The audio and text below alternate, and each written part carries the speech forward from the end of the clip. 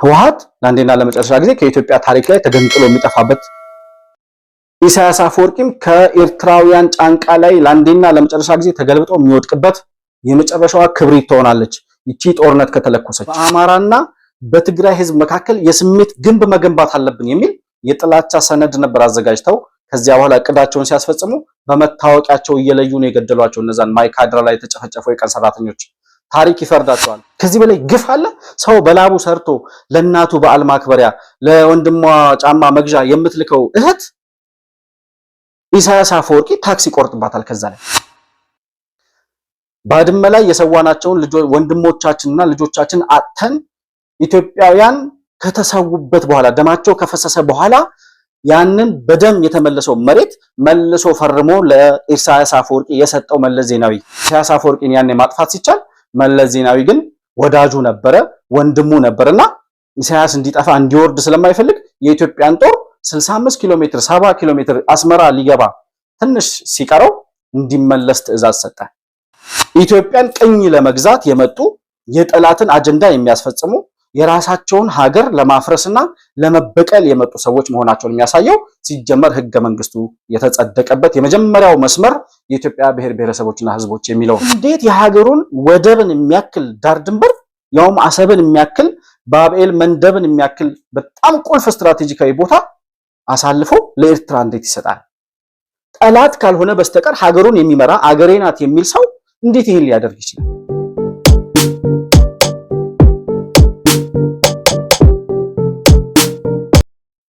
ሰላም ለእናንተ ይሁን። የተከበራችሁ የመሆን መልቲሚዲያ ቤተሰቦች እንደምን አላችሁ? ብሩክ የሾርቅ አሰፋ ከመሆን መልቲሚዲያ። በዛሬው ፕሮግራማችን እንግዲህ የህወሓትና የሻዕቢያ ህብረትና ጥምረት እስከምን ድረስ ይቀጥላል ወይም ለምን በሚል ርዕስ ቆይታ የምናደርግ ይሆናል። እስከ ፕሮግራማችን ፍጻሜ ድረስ አብራችሁ እንድትቆዩ በአክብሮት ጋብዛለሁ። መሆን መልቲሚዲያን እንደተለመደው ላይክ፣ ሰብስክራይብ እና ሼር ማድረጋችሁንም ሳትዘነጉ ፕሮግራሙን እንድትከታተሉ ጋብዛለሁ። ሐሳብ አስተያየት ካላችሁ ያላችሁን በፕሮግራሙ ላይ በውይይታችን ላይ የሚኖራችሁን ሐሳብ ልታሳውቁኝ ልትገልጹልኝ ትችላላችሁ።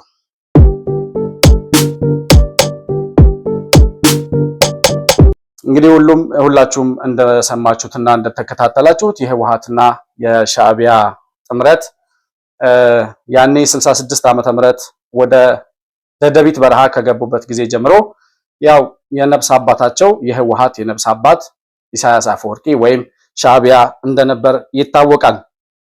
እና ከዚያ በኋላ ኢሳያስ አፈወርቂም ኤርትራን በነመለስ ዜናዊ ይሁንታ አስገንጥሎ የኤርትራ ፕሬዝዳንት ከሆነ በኋላ እነመለስ ዜናዊም እንግዲህ ሳያስቡት የትግራይ ነፃ አውጪ ግንባር ተብለው የትግራይ ነፃ አውጪ ሆነው እድልና አጋጣሚው ሲፈቅድላቸው ያንን ሐሳባቸውን ወይም የተገንጣይነት የነፃ አውጪነት ካርዳቸውን በጉያቸው ሸጉጠው የኢትዮጵያ ስልጣን ላይ መጥተው መቀመጣቸውን የምናስታውሰው ነው። 27 ዓመት በኢትዮጵያ ስልጣን ላይ በቆዩበት ጊዜ ሻዕቢያ ጋር በፍቅር የቆዩበት ከ6 ወይም ከ7 ዓመታት የቆየ አልነበረም። እንግዲህ የ90 ዓመተ ምህረቱን የሻዕቢያና የኢትዮ ኤርትራ ጦርነት ስናስታውስ ከዛን ጊዜ ጀምሮ ሻዕቢያና ህወሓት ለመጠፋፋት የሚፈላለጉ ጠላቶቹ ነው። የኢትዮጵያ መከላከያ ሰራዊትም በትግራይ በረሃ በትግራይ ድንበሮች ላይ ከሻዕቢያ ጋር የነበረውን ጦርነት በዛ በኩል ስለነበር ስጋት የነበረው ወደ 20 ዓመት ለሚጠጋ ጊዜ ጦርነትም ሰላምን በሌለበት ሁኔታ መቆየቱን የምናስታውሰው ነው። እንግዲህ ምን አጣላቸው? ምን አጋጫቸው? ምንድነበር የ90 ዓመተ ምህረቱ ጦርነት ምን አስነሳው ወደሚለው ነገር በደንብ ብዙም ወደዛ ትኩረት ማድረግ አልፈልግም። ግን ህወሓትና ሻዕቢያ የአንድ እናት ልጆች ናቸው ተብለው ሊገለጹ የሚችሉ ናቸው። በዓላማም በእቅድም በአፈጣጠርም ደረጃ ስንመለከት ኢሳያስ አፈወርቂ የህወሓት የሻዕቢያ ወይም የኤርትራ ነፃ አውጪ ሆኖ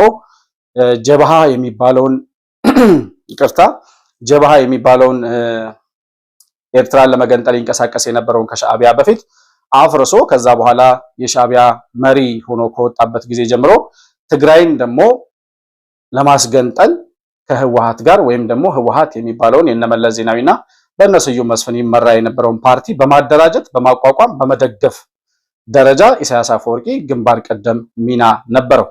እንግዲህ በዓላማም አንድ ነበሩ እነዚህ ሁለት ቡድኖች ብለን ስንል ዓላማቸው የመገንጠልና የተገንጣይነት ፖለቲካን ይዘው የተነሱ ናቸው። ኢሳያስ አፈወርቂም ኤርትራን እገነጥላለሁ ብሎ የተነሳው፣ ህወሓትና እነመለስ ዜናዊም ደግሞ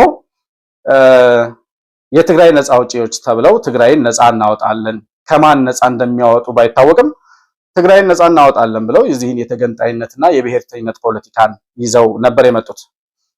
ትግራይን ነፃ ማውጣት ወይም ኤርትራን መገንጠል ብቻም አልነበረም። ዋናው ህዝቡን ያሳመኑበት፣ ህዝብ ከጎናቸው እንዲሰለፍ ያደረጉበት አንዱ እና ዋነኛው አጀንዳቸው ምንድን ነበረ? ኢትዮጵያ የትግራይ ወይም የአስመራ ወይም የኤርትራ ቀኝ ገዥ ናት እንጂ ትግራይም ሆነች አስመራ እና ኤርትራ የኢትዮጵያ አንድ አካል አይደሉም የሚል ነበረ። በዚህ የተሳሳተና የተንሻፈፈ ትርክት ተነስተው ነው ህዝቡን በዘረኝነት በብሔርና በጥላቻ ፖለቲካ ካሳመኑ በኋላ ከዚያ በኋላ የተገንጣይነት ዓላማቸውን ለማሳካት የቻሉት ማለት ነው። እንግዲህ የተገንጣይነት ዓላማቸውን ያሳኩት ስንል ኢሳያስ አፈወርቂ ኤርትራን እንድትገነጠል የኢትዮጵያ መሪ ሆኖ ህወሓት የኢትዮጵያን ስልጣን በያዘበት ወቅት ኤርትራ እንድትገነጠል እንደ ሀገር እውቅና የሚሰጣት አንድ ሀገር ያስፈልግ ነበር። በዓለም ላይ ካሉ ሀገራት በአገርነት ከሚታወቁ ሀገራት ውስጥ አንድ መንግስት ወይም የአንድ ሀገር መንግስት እውቅና ሊሰጣት ይገባል። ለምሳሌ ሶማሌላንድን ብናነሳ ሶማሌላንድ እስከዛሬ ድረስ ወደ 34-35 ዓመት ከዋናዋ ሶማሌ ተገንጥላ ስትኖር እስከዛሬ ድረስ እውቅና አላገኘችም፣ የሀገርነት እውቅና። ያ የሆነበት ምክንያትም አንድም ሀገር በሀገርነት እውቅና ሰጥቼሻለሁ ያላት ስለሌለ ማለት ነው። እና ኤርትራም ልትገነጠል ስትል ያ የመገንጠል እሳቤ እውን እንዲሆን ከኢትዮጵያ ጋር እንድትለያይ አንድ ሀገር በቃ በሀገርነት እውቅና ሰጥቻታለሁ ብሎ መስማማት ነበረበት። ማንኛውም የዓለም ሀገር ግን በዛን ጊዜ ለኤርትራ እውቅና የመስጠት እንቅስቃሴ ሲያደርግ አልታየም ነበር። ኤርትራ ከኢትዮጵያ እንድትገነጠል እውቅና የሰጠው መለስ ዜናዊ የሚባለው የራሱን ሀገር እንዲገነጠል ፍቃድ በመስጠት ለመጀመሪያ ጊዜ በዓለም ላይ የአጥፊ ታሪክ መጻፍ የቻለ ሰው ነው እሱ። አንድ ሰው የሚመራት ሀገር እንድትገነጠል እኔ ፈቅጃለሁ እውቅና ስጡልኝ ብሎ የራሱን ሀገር ለመገንጠል እውቅና የሰጠ መሪ መለስ ዜናዊ ይባላል። እና እነ ጀዋር መሐመድ እነ ልደቱ አያሌው ዛሬ የመለስ ዜናዊን መልካም የሚሏቸውን ወይም ደግሞ ታሪክ ሰሪ መሪ ነበር ብለው ለማውራት የሱን በጎ ታሪኮች የሚሏቸውን ያወሩ ነበር። እኔ መለስ ዜናዊ ሲነሳ ከተገንጣይነት፣ ከዘረኝነት፣ ከጥላቻ፣ ከብሔርተኝነትና ከጥፋት የራሱን ሀገር ለመበታተንና ለማጥፋት ሲሰራ ከነበረበት ታሪክ ውጪ ከሱ የማስታውሰው አንድም ጠብ የሚል የሚጠቅም ነገር አይቻላቅም። ዛሬ ላለንበት ኢትዮጵያ ትፈርሳለች አትፈርስም የሚል ውዝግብ ውስጥ እንድንገባ ያደረገን አንዱ እሱ የሰራው የዘረኝነትና የጥላቻ ፖለቲካ ትርክት ነው። እና በአጠቃላይ እነ መለስ ዜናዊ መጥተው ስልጣን ከያዙ በኋላ ኤርትራ እንድትገነጠል የሀገርነት እውቅና ሰጥተው አስገነጠሏት። ከዚያስ ኢሳያስ አፈወርቂ በነበረው በተለይ እስከ 90 ዓመተ ምህረት ድረስ በነበረው ከህወሓት ጋር በነበራቸው የፍቅር ጊዜ ኢትዮጵያ ውስጥ እንዲፈጸምለት ይፈልግ የነበረው ነገር በሙሉ ሳይፈጸምለት አልቀረም። ምክንያቱም የኢትዮጵያ ስልጣን ላይ መጥቶ የተቀመጠው ኤርትራ እንድትገነጠል ፍቃድ የሰጠ፣ ኤርትራ እንድትገነጠል ፍቃድ ሰጠ ማለት ኢትዮጵያ እንድትገነጠል የባህር በሯን እንድታጣ ከቀይ ባህር እንድትወጣ ወይም የቀይ ባህር አክሰሷን አሳልፋ እንድትሰጥ ፈርሞ በራሱ እጅ ያጸደቀ መሪ የሆነበት ጊዜ ነበር ማለት ነው። እና ያንን እውቅና ከተሰጠው በኋላ በሚፈልገው ነገር ሁሉ ኢትዮጵያ ውስጥ ኢትዮጵያን በዘርና በቋንቋ በማከፋፈል አሁን ኢትዮጵያ ውስጥ የተዘራውን የዘረኝነት ትርክት ስናስታውስ ከምን መጣ የሚለውን ነገር ስናይ አሁን በዚህ በለውጡ ዘመን ወደ 7 ዓመት የመጣንበትን ዶክተር አብይ ወደ ስልጣን ከመጣ ጊዜ ጀምሮ ያለውን ሂደት ስናይ በ7 ዓመት ውስጥ ያለፍንባቸውን ውጣ ወረዶችና በጣም ከፍተኛ የመውደቅ የመነሳት የመፍረስ አደጋ እንፈርሳለን ወይስ እንደሀገር እንቆያለን የሚለውን ነገር ለማረጋገጥ የገጠሙንን ፈተናዎች ሁሉ ስናይ ወያኔ ያስቀመጣቸው ፈንጆች ናቸው። ወያኔ የሰራው ስራ ነው ለዚህ ታሪክ ለዚህ ፈተና የዳረገን ብለን ስንናገር ሁልጊዜ ወያኔን ለመውቀስ የሆነን ጥፋት ለመሸፈን ወያኔን እንደ ሽፋን የምናነሳ የሚመስላቸው ሰዎች አሉ። ሁሉም ማንኛውም ኢትዮጵያዊ ነኝ የሚል የኢትዮጵያ ጉዳይ የሚገደው ሰው በሙሉ ወደኋላ ዞር ብሎ መመልከት ይችላል። የመጣንበትን መንገድ ህወሓት ምን ሲሰራ እንደነበር ኢትዮጵያ ውስጥ አንድ የራሱን ሀገር የሚመራትን ሀገር መጀመሪያ ህገ መንግስት የሚባለውን የኢትዮጵያን ህገ መንግስት ሲያጸድቅ የአንድ ሀገር ህገ መንግስት ማለት የአንድ ሀገር መንግስት ህዝቦቹን የሚመራበት ህግ ማለት ነው። ከህዝቦቹ ጋር ያለው ቃል ኪዳን ወይም ውልና ስምምነት ማለት ነው። ያ ስምምነት ሲጀምር ምንድን የሚለው የኢትዮጵያ ብሔር ብሔረሰቦችና ህዝቦች ብሎ ነው የሚጀምረው። ከዚህ ይጀምራል የህወሓት የተገንጣይነት ማነው የከፋፍለህ ግዛ ፖለቲካ ከህገ መንግስቱ የመጀመሪያ አንቀጽ ላይ ይጀምራል። ሲጠራ ኢትዮጵያውያንን ሲጠራ ከህዝብ አይደለም የሚጀምረው ከብሔር ብሔረሰቦችና ህዝቦች ነው የሚጀምረው። ብሔር ብሔረሰብ ማለት በአንድ ሀገር ውስጥ ሲጀምር ብሔር የሚለው ቃሉ ትርጉሙ ጥሬ ቃሉ ሀገር ማለት ነው። ብሔር ማለት ሀገር ማለት ነው። ሰብ ማለት ሰው ነው። ብሔረሰብ ማለት በአንድ ሀገር ውስጥ የሚኖሩ ሰዎች ወይም ሰው ማለት ነው። ወያኔ በቀየረው አዲሱ ፍቺ የብሔር ፍቺ ወያኔ ባመጣው ፍቺ መሰረት ግን ብሔር ማለት የአንድ ቋንቋ፣ የአንድ ባህል፣ የአንድ ሃይማኖት የሚጋሩ ሃይማኖትን ሳይጨምር የአንድ ቋንቋና የአንድ ባህል የሚጋሩ በአንድ አካባቢ የሚኖሩ በጋራ የሚኖሩ ሰዎች ማለት ነው። እንግዲህ ኢትዮጵያ ውስጥ ወደ 85 እና ከዛ በላይ ብሔር ብሔረሰቦች አሉ ተብሎ ይታሰባል። ነገር ግን እነዛ ብሔሮች ወይም ብሔረሰቦች የሚባሉት ሰዎች ናቸው። በአንድ ሀገር ውስጥ የሚኖሩ ሰዎች ናቸው። ነገር ግን ለኢትዮጵያ ህዝብ እውቅና መስጠት ስለማይፈልግ ሲጀመር አንድ ህዝብ አለ የሚለውን ከህዝቡ አእምሮ ውስጥ ለማውጣት ኢትዮጵያ ውስጥ የሚኖረው ህዝብ በሙሉ አንድ ህዝብ ነው፣ አንድ ኢትዮጵያዊ ህዝብ ነው የሚለውን ነገር ከኢትዮጵያውያን አእምሮ ውስጥ ለመፋቅ ስለሚፈልግ ህዝቦች ብሎ ነው የሚጠራው የኢትዮጵያን ህዝብ ሲጠራ። በንጉሱ ዘመን በደርግ ዘመን የተለያዩ መግለጫዎችን የመንግስታዊ ደብዳቤዎችን ምናምን ስንመለከት የተከበርከው የኢትዮጵያ ህዝብ ብሎ ነው የሚጀምሩት። ወያኔ ግን ሲጀምር ምን ይላል? የኢትዮጵያ ብሔር ብሔረሰቦችና ህዝቦች ይላል። ወያኔ ኢትዮጵያን ለማጥፋት የመጣ ኢትዮጵያ የትግራይ ቅኝ ገዢ ናት የሚለውን ትርክታቸውን እድልና አጋጣሚ ሲፈቅድላቸው ኢትዮጵያን ቅኝ ለመግዛት የመጡ የጠላትን አጀንዳ የሚያስፈጽሙ የራሳቸውን ሀገር ለማፍረስና ለመበቀል የመጡ ሰዎች መሆናቸውን የሚያሳየው ሲጀመር ህገ መንግስቱ የተጸደቀበት የመጀመሪያው መስመር የኢትዮጵያ ብሔር ብሔረሰቦችና ህዝቦች የሚለው ነው። የፈጣሪ ቃል የአምላክ ቃል ጭራሽ በህገ መንግስቱ አይጠቀስም።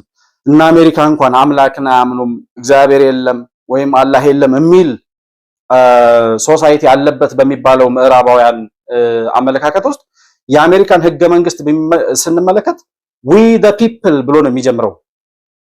እኛ የአሜሪካ ህዝብ ብሎ ነው የሚጀምረው።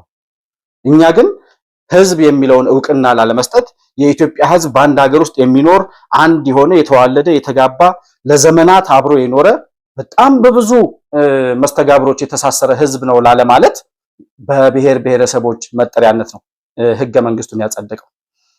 ከዛ ሲቀጥል አሁን በወያኔ የጸደቀው አሁን በ27 ዓመት የተዳደርንበት የክልል አስተዳደር ወይም ፌዴራሊዝም የሚባለው የተሳሳተ ነው።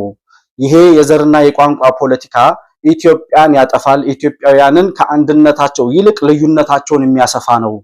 ከዘርና ከቋንቋ ፌዴራሊዝም ይልቅ በአካባቢ ወይም በጂኦግራፊካል አቀማመጥ ክልሎችን ማደራጀት ይቻላል። አንድ ሀገር ውስጥ የሚኖረው ህዝብ አንድ ክልል ውስጥ ለምሳሌ አማራ ክልል ውስጥ፣ ኦሮሚያ ክልል ውስጥ፣ ትግራይ ውስጥ የሚኖረው ህዝብ ይሆን የሚገናኝበት የሚተሳሰርበት ነገር ካለ በሚቀመጥበት ባቀማመጡ እንጂ በሚናገረው ቋንቋና በዘሩ መከፈልና መካለል የለበትም ብለው በጣም ብዙ እነ ሻለቃ አድማሴን የመሳሰሉ ብዙ ኢትዮጵያዊ ምሁራኖች ከነመለስ ዜናዊ ጋር ፊት ለፊት ሲከራከሩና ሲጋፈጡ እናስታውሳለን። ነገር ግን ያን ሁሉ የህዝብ ጩኸት አልሰማም ብሎ መለስ ዜናዊ ዓላማውም የኢትዮጵያን ህዝብ መከፋፈልና ኢትዮጵያን ማፍረስ ስለነበረ በዘር በቋንቋ በብሔር እንድንከፋፈል ወደ 9 ነው 10 ክልል ነበር የነበረው በወያኔ ጊዜ። አሁን የለውጡ መንግስት ከመጣ ወዲህ ደግሞ 2-3 ክልሎች ተጨምረው ወደ 12 ክልል ደርሰናል ይመስለኛል። አሁን ይሄ ሁሉ ክልል ሲደራጅ አሁን ከለውጡ ወዲህ የመጡት እነ ማዕከላዊ ኢትዮጵያ ምናምን የሚባሉት እነሱ በጂኦግራፊካል አቀማመጥ አሁን አዲሱ የለውጡ መንግስት ይዞት የመጣው አዲስ አሰራር ኢትዮጵያዊ መንግስት ነው ብለን እንድንለው ከሚያደርገን ነገር አንዱ እሱ ከመጣ በኋላ የተካለሉ ክልሎችን ስናይ በዘር የተደራጀ በዘር የተዋቀረ ክልል የለም። ማዕከላዊ መንግስት፣ ማዕከላዊ ኢትዮጵያ፣ ደቡብ ምዕራብ ኢትዮጵያ በሚል ነው የተከፈሉት ማለት ክልል እንዲሆኑ የተደረገው እና ወያኔ ግን ሲመጣ አማራ፣ ኦሮሞ፣ ትግሬ፣ ሶማሌ ምናምን እያለ የኢትዮጵያን ህዝብ አንድ ታሪክ እንደሌለው፣ አንድ ባህል እንደሌለው፣ አብሮ እንዳልኖረ፣ አማራ ክልል ውስጥ የሚኖረው አማራ ስለ አማራነት ብቻ እንዲያስብ፣ ኦሮሚያ ክልል ውስጥ የሚኖረው ኦሮሞ ስለ ኦሮሞ ብቻ እንጂ ስለ ታላቋ ኢትዮጵያ እንዳናስብ ምንድነው ያደረገው? በየክልሉ የሚተከል ከኢትዮጵያ ባንዲራ ሌላ የተለየ 10 ባንዲራ አዘጋጅቶ ኢትዮጵያዊ ነኝ ማለት ወንጀል እስኪሆን ድረስ ያን ሁሉ ግፍና መከራ በኢትዮጵያ ላይ ሲሰራ ነው። ምንድን ነበር ዓላማው? በክልል በጂኦግራፊካል አቀማመጥ ኢትዮጵያውያንን ማደራጀትና ማስተዳደር ሲቻል የቋንቋ ፌዴራሊዝም ኢትዮጵያ ውስጥ ይዞበት የመጣው ወይም ያንን ፖለቲካና አስተዳደር ኢትዮጵያ ውስጥ ለመተግበር የፈቀደበት ምክንያት ምንድነው? ወያኔ ሲባል የተመሰረተበትን አጀንዳ የትግል ፊሎሶፊያቸውን የሻዕቢያንም የወያኔንም ስንመለከት ሲጀመር ነፃ አውጪዎች ናቸው። ነፃ አውጪ ማለት ተገንጣይ ነው። ትግራይን ለመገንጠል ኤርትራን ለመገንጠል የተደራጁና ሲታገሉ የነበሩ ናቸው። ዓላማቸው ኢትዮጵያን ወግተው ኢትዮጵያን አፍርሰው በተዳከመች ኢትዮጵያ ላይ እነሱ ታላቋ ትግራይ የሚሉት ወይም ደግሞ አጋዚያን የሚሉት ኤርትራንና ትግራይን አንድ ላይ ያደረገውን ሀገር የመመስረት ህልም ነው የነበራቸው። ያንን ህልማቸውን ለማሳካት የኢትዮጵያ ህዝብ አንድ የሚያደርገውን ገመድ እየበጣጠሱ በዘር፣ በቋንቋ፣ በሃይማኖት ማከፋፈል ዋና የአስተዳደር ስትራቴጂያቸው ነበረ። 27 ዓመት ሙሉ ሲኖሩ ከኦሮሚያ ክልል ወይም ደግሞ ከኦሮሚያ ክልላዊ መንግስት በወጣ በጀት ኦህዴድ ይባል በነበረው ያኔ በወጣ ወደ 25 ነው 35 ሚሊዮን ብር በወጣ በጀት እንግዲህ ያኔ ዘጠናዎቹ መጨረሻ አካባቢ ማለት ነው። በዛን ጊዜ ወደ 25 እና 35 ሚሊዮን አካባቢ ኤግዛክት ቁጥሩን ላላስታውሰው እችላለሁ። የዛን ያክል ሚሊዮን ብር አውጥቶ ኦሮሚያ ክልል የአኖሌን ሐውልት ያቆመው አማራና ኦሮሞ የሚያስተሳስራቸውን ገመድ ለመበጠስ የኦሮሞና የአማራ ህዝብ ሲጋደሉ ሲጣሉ አንዱ አንዱን ለማጥፋት ሲፈላለጉ የኖሩ እንጂ አንድ የሚያደርጋቸው ምንም ነገር የለም የሚለውን የተሳሳተ የብሔር ትርክት ወይም የጥላቻ ትርክት ኢትዮጵያ ላይ ለመንዛትና ያንን ትርክት መሬት ለማስያዝ ከነበረው ፍላጎት ይመነጭ ነበረ። እንግዲህ ይሄን ሁሉ ወንጀል በኢትዮጵያና በኢትዮጵያውያን ላይ ሲሰራ መለስ ዜናዊ በጣም ብዙ ኢትዮጵያውያን፣ በጣም ብዙ ምሁራን፣ በጣም ብዙ ፖለቲከኞች ይሄንን ነገር ለማስቀረትና እየሆነ ያለው ሀገርን የሚያፈርስ ነገር ነው፣ ይሄ ኢትዮጵያዊነትን የሚያጠፋ ትርክት ነው እየተሰራ ያለው፣ ለምንድነው ከልዩነታችን ይልቅ አንድነታችን የሚያደምቅ ነገር ላይ ትኩረት ማናደርገው ብለው ሲጠይቁ ያን የጠየቁ ሰዎች ስላሴ ቤተክርስቲያን ጀርባ ተኝተዋል፣ ካልሆነም ተሳደዋል፣ ካልሆነ ታስረዋል፣ ተገርፈዋል። በጣም ብዙ ኢትዮጵያውያን ዋጋ ከፍለዋል፣ ወያኔ ከስልጣን እስከተወገደበት ጊዜ ድረስ ማለት ነው።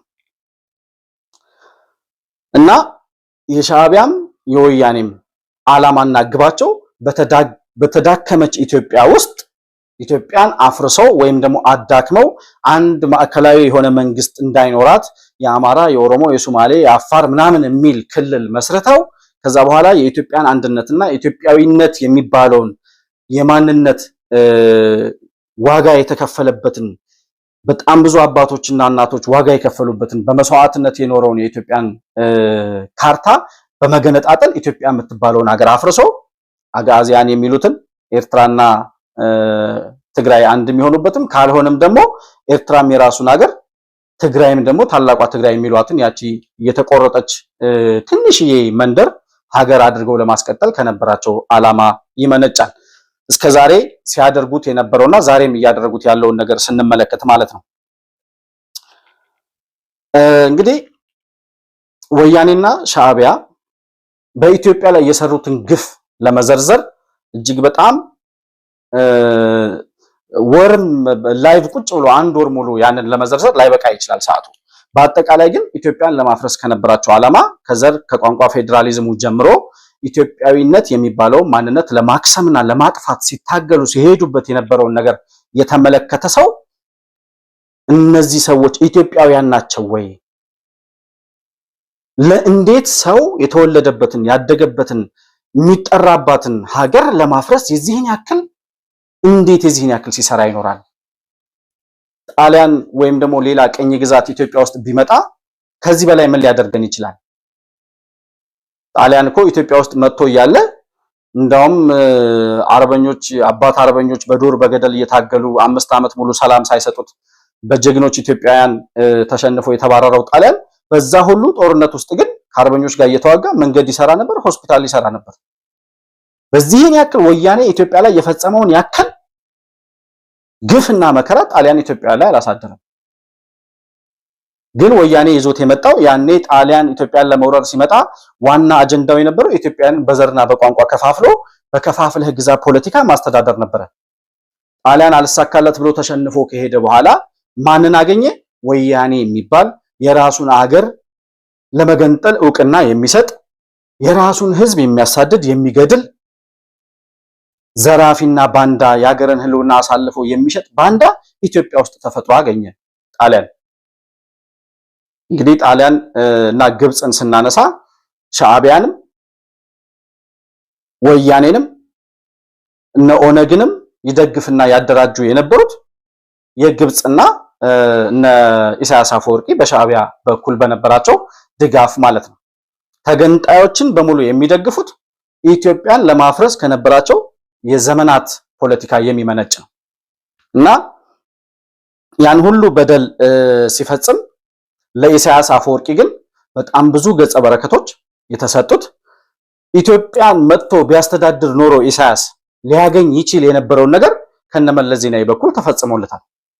አንድ ባንድ ወያኔ የኢትዮጵያን ህልውና አሳልፎ እንዴት እንደሸጠ የሚያሳየውን ታሪክ እንደው አንድ ሁለት ሶስቱን ለማንሳት ያክል ለምሳሌ የ90 ዓመተ ምህረት ወያኔ ማነው ሻዕቢያ መጥቶ የኢትዮጵያን ዳር ድንበር ወረረ፣ ባድመና ሽራሮን በኤርትራ መከላከያ ሰራዊት እጅ ውስጥ ገብተዋል፣ ወረራ ፈጽሞብናል ተብሎ ሲነገር መላው ኢትዮጵያዊ ለወያኔ ፍቅር ቢኖረው ባይኖረው መለስ ዜናዊን ቢጠላው ቢወደው ጉዳዩ አልነበረምና ያንን ዳር ድንበር የደፈረውን ጠላት ለማባረር መላው ኢትዮጵያዊ ከሞያሌ ጀምሮ በመላው ኢትዮጵያ ከሶማሌ፣ ከጅጅጋ፣ ከአፋር፣ ከወላይታ ከሁሉም አካባቢ ኢትዮጵያውያን ነቅለው የወራሪውን የኤርትራ ጦር 2 ሳምንት 3 ሳምንት ባልሞላ ጦርነት በወረራ የያዘው መሬት እንዲለቅና ወደ ሀገሩ ተመልሶ እንዲሸሽ ተደረገ። ያኔ የኢትዮጵያ ጦር እስከ ምጽዋ አካባቢ ድረስ ደርሶ መላው ኤርትራን ተቆጣጥሮ ሻዕቢያ የሚባል አጥፊ ቡድን ከኤርትራ ስልጣን ላይ ማውረድ ሲቻል ኢሳያስ አፈወርቂን ያኔ ማጥፋት ሲቻል መለስ ዜናዊ ግን ወዳጁ ነበረ፣ ወንድሙ ነበርና ኢሳያስ እንዲጠፋ እንዲወርድ ስለማይፈልግ የኢትዮጵያን ጦር 65 ኪሎ ሜትር 70 ኪሎ ሜትር አስመራ ሊገባ ትንሽ ሲቀረው እንዲመለስ ትዕዛዝ ሰጠ መለስ ዜናዊ። ለምን? ኢሳያስ እንዲወርድ አይፈልግም፣ ኢሳያስ እንዲጠፋ አይፈልግም። ሻዕቢያና ወያኔ የአንድ እናት ልጆች ናቸው ብያቸዋለሁ። ሻዕቢያ ጠላትነቱ ለኛ እንጂ ለወያኔ ምን ያክል ወዳጅ እንደሆነ ምን ያክል ወንድማማቾች እንደሆኑ ዛሬ እነ ደብረ ጽዮን ጋር እየሰራ ያለውን ነገር ማየት በጣም ጥሩ ማስረጃ ነው። ከዚያ በኋላ ከምጽዋ ሲመለስ የኢትዮጵያ ሰራዊት ተመለሱ ተብለው ወደ ኢትዮጵያ ሲመለስ የኢትዮጵያ ጦር አብረው ከተመለሱ የኢትዮጵያ ወታደሮች መካከል የአሁኑ ጠቅላይ ሚኒስትር ዶክተር አብይ አንዱ ህያው ምስክር ነው። በዛን ጊዜ የነበረውን ነገር ለማስረዳት እያለቀሱ ከተመለሱ ወታደሮች መካከል አንዱ ነበርኩኝ እኔ ብሎ ተናግሯል።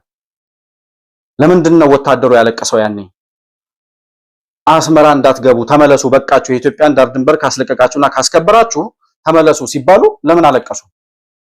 ኢሳያስ አፈወርቂ ማለት በኢትዮጵያ መኖር የሚከፋው ኢትዮጵያን ለማጥፋት የሚችለውን ነገር ሁሉ የሚሰራ ኢትዮጵያን ለማዳከም ኢትዮጵያ ሀያል እንዳትሆን በድህነት በልመና እንድትኖር ከሚፈልጉ ዋና ኢትዮጵያ ጠላቶች ውስጥ ኢሳያስ አፈወርቂ እንደነበር የዛን ጊዜ ባድመና ሸራሮ ላይ የተዋጉና መስዋዕት የሆኑ የኢትዮጵያ ወታደሮች ያውቁ ነበረ እና ያለቀሱ ከተመለሱ ኢትዮጵያን መካከል አንዱ ነበርኩ ይላል ጠቅላይ ሚኒስትር ዶክተር አብይ ሲናገር።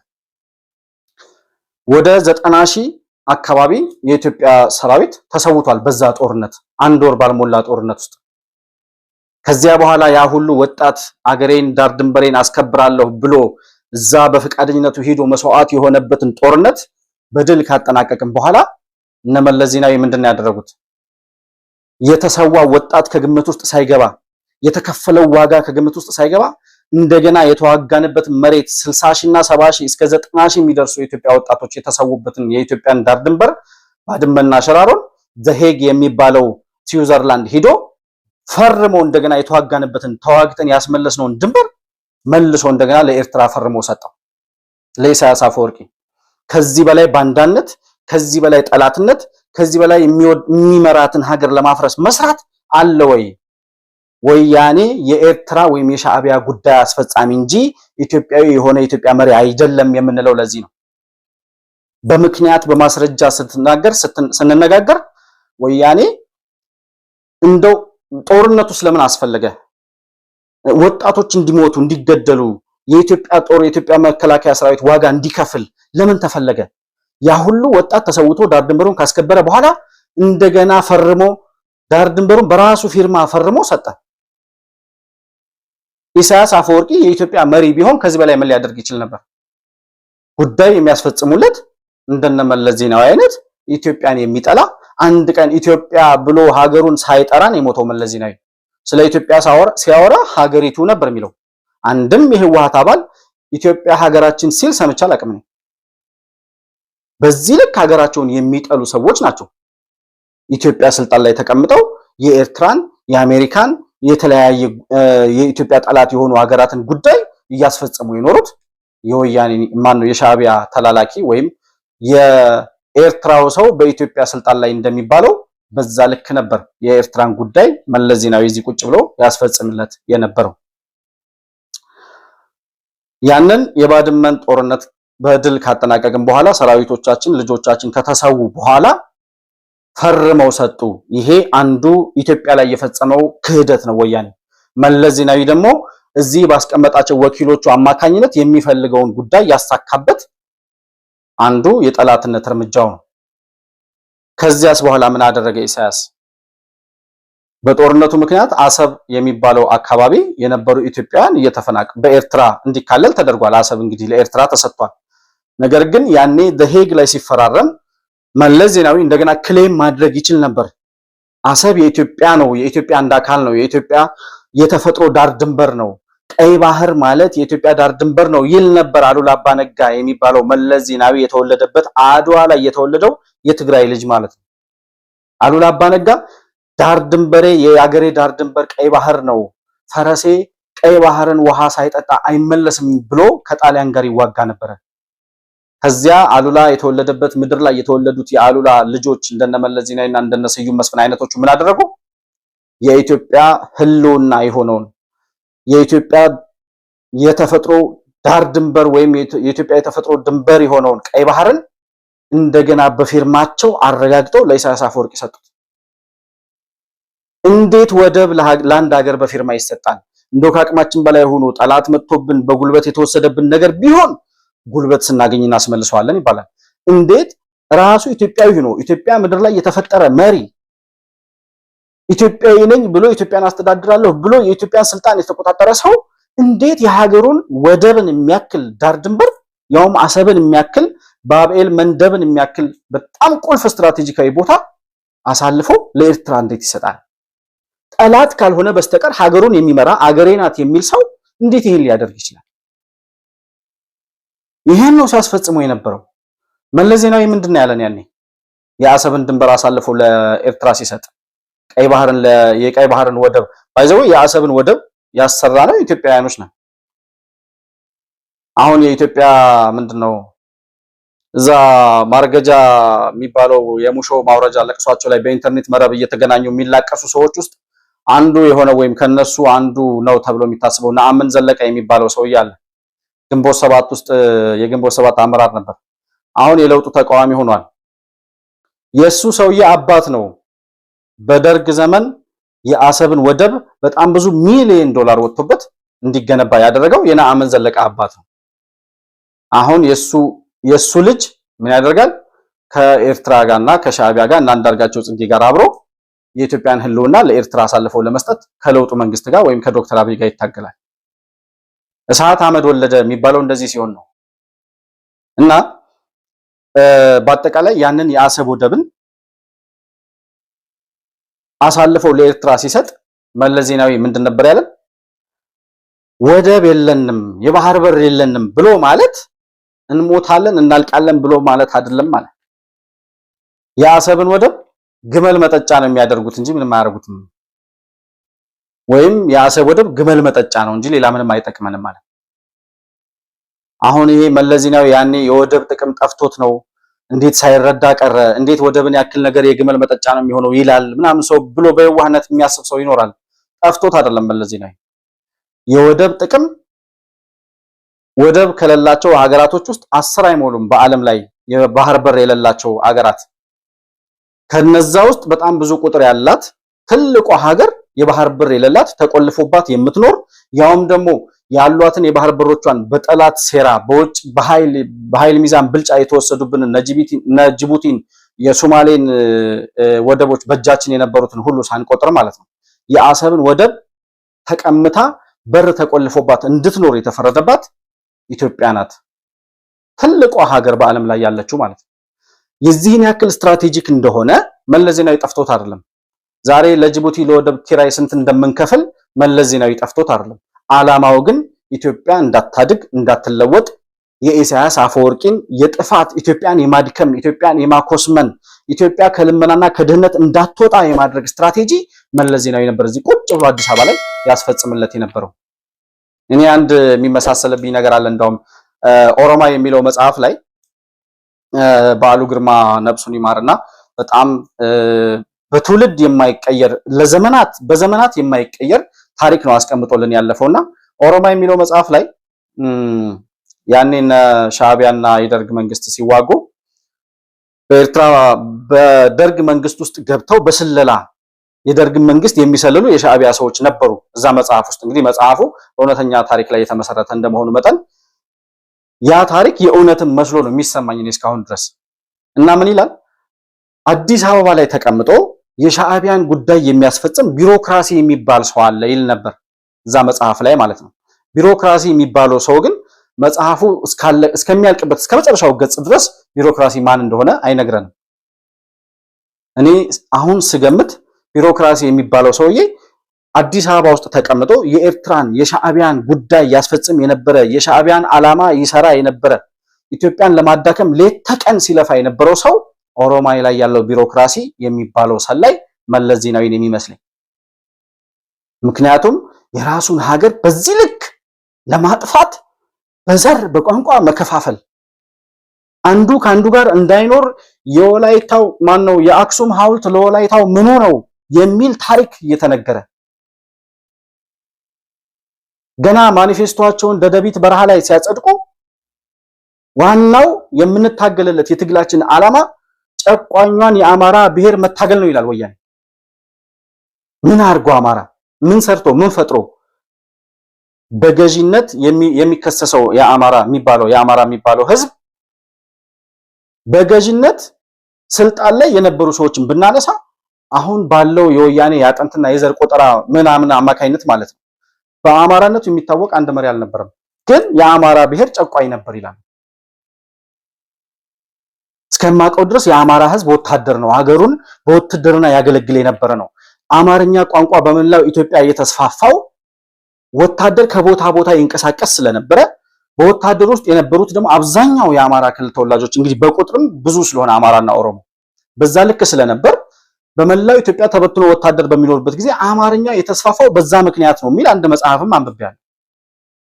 በውትድርና ሀገሩን ዳር ድንበሩን ያስጠብቅ የነበረ ህዝብ እንጂ የስልጣን የበላይነቱን ይዞ በመሪነት ደረጃ ህዝብን ይጨቁን የነበረ ሲጀመር የመደብ ትግል እንጂ ምንድነው የአንድ ብሔር የበላይነት የነበረበት እንትን አልነበረም በኢትዮጵያ ታሪክ ውስጥ። ነገር ግን እነሱ ሲነሱ ጨቋኟን የአማራ ብሔር መታገል ነው ብለው የአማራን ህዝብ እንደ ጠላት ፈርጀው ከዚያ በኋላ እስከዛሬ እስከ ሸኔ ተፈጥሮ እዚህ ምድር ላይ ኦሮሚያ ክልል የሚኖሩ ኢትዮጵያውያንን በማንነታቸው የአማራ ተወላጅ ይሁን ማንነት የኢትዮጵያውያንን በማንነታቸው እያወጣ እስከጨፈጨፈበት ጊዜ ድረስ ወያኔ የዘራው ዘር ፍሬ እያፈራ የመጣበትን ነገር ነው ያየነው። ያኔ ጨቋኟን የአማራ ብሔር እንታገላለን የሚለው ማኒፌስቶ እስከ ሸኔ ዘመን ድረስ መጥቶ የአማራ ህዝብ ሲሳደድ ሲፈናቀል ሲገደል ነው የኖረው። እሱ ብቻ አይደለም፣ በወያኔ ዘመን ያልተገደለ ያልተፈናቀለ ያልታሰረ ያልተሳደደ ሰው የለም። ይህን ሁሉ በደል ሲፈጽም ኢትዮጵያዊ ነኝ ግን ብሎ ይናገራል። ወይም የኢትዮጵያ ምድር ላይ የተወለዱ ሰዎች ናቸው ብለን ለማመን እስኪ ከብደን ድረስ የሚያደርጉትና ተፈጥሯቸው በማይገናኝበት ሁኔታ የኖሩ ሰዎች ናቸው። ከዚያ በኋላ በዘርና በቋንቋ ማከፋፈሉም ሳይበቃው ህዝቡን በጥላቻ የውሸት ትርክት እነ ተስፋዬ ገብረአብ የሚባል ደራሲ ነበረ። የሆነ የዘረኝነት በኦሮሞና በአማራ ህዝብ ላይ የሚያጠነጥን መጽሐፍ የሚጽፍ እንደዛ አይነት መጽሐፎችን እየጻፈ የምኒልክ ጦር ወይም ደግሞ ምኒልክ የሚባለው ንጉስ የኦሮሚያን እናትና አባቶች ገሏል የሚል የውሸት ትርክት በጻፈበት መጽሐፉ ላይ በዛ መጽሐፍ መሰረት ነው የአኖሌ ሐውልት ጡትና እጅ የተቆረጠበት ሐውልት እንዲሰራ የተደረገው። ከወያኔ ከኢትዮጵያ ህዝብ በግብር በታክስ ከከፈለው ገንዘብ በወጣ በጀት ማለት ነው። በራሳችን ገንዘብ የምንባላበትን የምንገዳደልበትን ሐውልት ሰርቶልን ያለፈ የጥፋት መልእክተኛ ቅኝ ገዢ ሊሰራ የማይችለውን በደል በገዛ ሀገሩ ላይ የፈጸመ መሪ ነበር መለስ ዜናዊም ህወሓት የሚባለው ፓርቲ እና በዛ ልክ ኢትዮጵያና ኢትዮጵያዊነትን ለማዳከም ይሰራ የነበረው ጠፍቶት አልነበረም ነው። አንድም የሚጠፋው ነገር የለም። መለስ ዜናዊ ተሳስቶ ያደረገው ነገር የለም። ባይዘው ከኢሳያስ አፈወርቂ ጋር እየተናበበ ከኢትዮጵያ ጠላቶች ጋር እየተናበበ አሁን እኮ የግብፅን እኮ ሰማን። በቀደም ማነው ኪንግ ኦፍ አባይ የሚባለው ዩቲዩብ ኡስታዝ ጀማል ያሲን ነው ያሲን ጀማል እሱ ሲናገር እኮ ሰማን። እዛ ላይ የግብፅ ምሁራኖች እየወጡ የሚናገሩትን ነገር በጣም በሚገርም አማርኛ እየተረጎመ ሲያቀርብልን ተመለከትን እኮ። አንዱ የግብፅ ምሁር ምንድነው ያለው? ባለፈው ቀርቦ የአባይ ግድብ መሰረቱ ከተጣለ በኋላ መለስ ዜናዊ ግብፅና ሱዳን በአጋርነት መጥተው ከኢትዮጵያ ጋር በጋራ እንዲገነቡና የባለቤትነት ድርሻ እንዲወስዱ ፈቅዶላቸው ነበር አለ። ባድመ ላይ የሰዋናቸውን ወንድሞቻችንና ልጆቻችን አጥተን ኢትዮጵያውያን ከተሰውበት በኋላ ደማቸው ከፈሰሰ በኋላ ያንን በደም የተመለሰው መሬት መልሶ ፈርሞ ለኢሳያስ አፈወርቂ የሰጠው መለስ ዜናዊ የኢትዮጵያ የተፈጥሮ ዳር ድንበር የሆነውን ቀይ ባህርን ለኢሳያስ አፈወርቂ ፈርሞ የሰጠው መለስ ዜናዊ ከዚያ ደግሞ ምን ሊያደርግ እቅድ ይዞ ነበር? ኢትዮጵያውያን እርዳታ ተከልክለው ግድባችሁን የምትገነቡበት ብድር አንሰጣችሁም ተብለን ተከልክለን በራሳችን አቅም እንገነባዋለን ብለን ስንነሳ እናት ከመቀነቷ እየፈታች አባት ከልጆቹ ጉሮሮ እየቀነሰ ወጣቱ፣ ነጋዴው፣ መምህሩ ሁሉም ኢትዮጵያዊ ያለውን እያዋጣ የተሳተፈበትን የህዳሴ ግድብ ለግብፅና ለሱዳን የባለቤትነት ድርሻ አሳልፎ ለመስጠት መለስ ዜናዊ ከግብፅና ከሱዳን መሪዎች ጋር ከነ ሆስኒ ሙባረክ ጋር ይመካከር ነበረ። የኢትዮጵያ አምላክ አንዳንድ ጊዜ ቶሎ ይፈርዳልና ያንንም ግድባችን አሳልፈው ሳይሰጥ ሞት ቀደመው እና ዓላማው ግን እሱ ነበረ። በዛ ልክ ይሄንንም ሲያደርግ ጠፍቶት አልነበረም መለስ። ዓላማው ኢትዮጵያና ኢትዮጵያውያን ከልመናና ከድህነት ሳይወጡ እንደተኮሳመን እርዳታ እንደተዘረጋልን ያለንን አቅም ሳንጠቀም ውስጣችንን ማንነታችንን ሳናይ እንድንኖር የሚያደርግ ሰው ነበር። አመሰግናለሁ። ሞሃ ግራኝ እያየሁ ነው ኮመንት። የተስፋዬ ገብረአብ መጽሐፍ ልክ ነው፣ የቡርቃ ዝምታ ይባላል። የቡርቃ ዝምታ በሚባለው መጽሐፍ ላይ ነበር ያንን የኦሮሞና የአማራን ህዝብ ለማጣላት ሲሰራ የነበረው ተስፋዬ ገብረአብ የሚባለው ደራሲ ማለት ነው። ተስፋዬ ገብረአብ የሚባለው ደራሲ ባይዘው የኤርትራ ሰላይ ሆኖ ኢትዮጵያ ላይ የተተከለ ሰው ነበር። ከዚያ በኋላ መለስ ዜናዊ ሰላይነቱን ደረሰበትና ምን አደረገ? እንደገና መልሶ ኢሳያስን እንዲሰልልለት አደረገ የሚል መረጃም ሰምቼ ነበር። እንደዚህ ነው መለስ ዜናዊና ኢሳያስ አፈወርቂ የተመጋገቡ የሚኖሩት። አመሰግናለሁ ሞሃ ስለ መረጃው። ከቡስካ በስተጀርባ ስላልኩም ይቅርታ ጠይቃለሁ። እና ይህን ሁሉ በደል ሲፈጽም መለስ ዜናዊ ጠፍቶት አልነበረም ነው ዓላማው እና እቅዱን ከኢሳያስ አፈወርቂ ጋር እየተናበበ በተዳከመች ኢትዮጵያ ላይ ወይም በኢትዮጵያ ፍርስራሽ ላይ ታላቋ ትግራይ የሚሏትን ቁራጭ ሀገርና ኤርትራ የምትባለውን ሀገር እውን አድርጎ መኖር ነበር ዓላማቸው። ለዛ ይጠቅማል ይበጀናል ያሉትን ሁሉ ሲሰሩ ኖረዋል። ነገር ግን ኢትዮጵያና ኢትዮጵያዊነት አንድም የፈጣሪ ከለላና ጥበቃ ስላላት የቃል ኪዳን ሀገር ስለሆነች ሲቀጥል 100% ሊባል በሚችል ደረጃ አማኝ የሆነ ህዝብ ስላላት ፈጣሪውን የሚፈራ ፈሪሃ እግዚአብሔር ያለው እርስ በርሱ የሚዋደድና የሚግባባ በይቅርታና በመቻቻል የሚኖር ህዝብ ስለሆነ ሳይጠፋፋና ሳይጋደል ኖር እንጂ ወያኔና ሻዕቢያ ኢትዮጵያውያን እንደ ኢንተርሃሞዬ እኮ አይደለም፣ እንደ ሁቲና ቱቱ አይደለም። ከዚያ በላይ ዓለምን ሊያሰቅቅ በሚችል ደረጃ እንድንጠፋፋ ያልተደረገልን ያልተዘጋጀልን ወጥመድ አልነበረም። ግን በፈጣሪ እርዳታና በኢትዮጵያዊነት የመቻል ስነልቦና ሁሉንም ተሻግረ ነው ለዛሬ ደርሰናል። መለስ ዜናዊ ግን ያደርግ የነበረው የኤርትራን ጉዳይ በኢትዮጵያ ስልጣን ላይ ቁጭ ብሎ ያስፈጽም የነበረ የባንዳ ልጅ ነበር። ከዚያ መለስ ዜናዊና ወይም ሻዕቢያና ህወሓት በሚችሉት አቅም አሁን እንዳልኳችሁ ኢትዮጵያን በጋራ ሆነው አዳክመዋል። በድህነትና በልመና እንድትኖር የሚችሉትን ሁሉ አድርገዋል። በዘርና በቋንቋ ተከፋፍለን አንዱ ካንዱ ጋር እንዳይነጋገር፣ የአማራ ጉዳይ የኦሮሞ እንዳይሆን፣ የሶማሌ ጉዳይ የአፋር እንዳይሆን፣ ወላይታው ስለ ሀዲያ እንዳያገባው፣ አንድ የሚያረጋቸው ታሪክ የለም የሚል የውሸት ትርክት ነዝቶ ጭራሽ በጥላቻ እንደው መከፋፈል መለያየት እኮ ይሁን እሺ፣ ክፉም ቢሆን እሺ ይሁን ብለን እንቀበለው።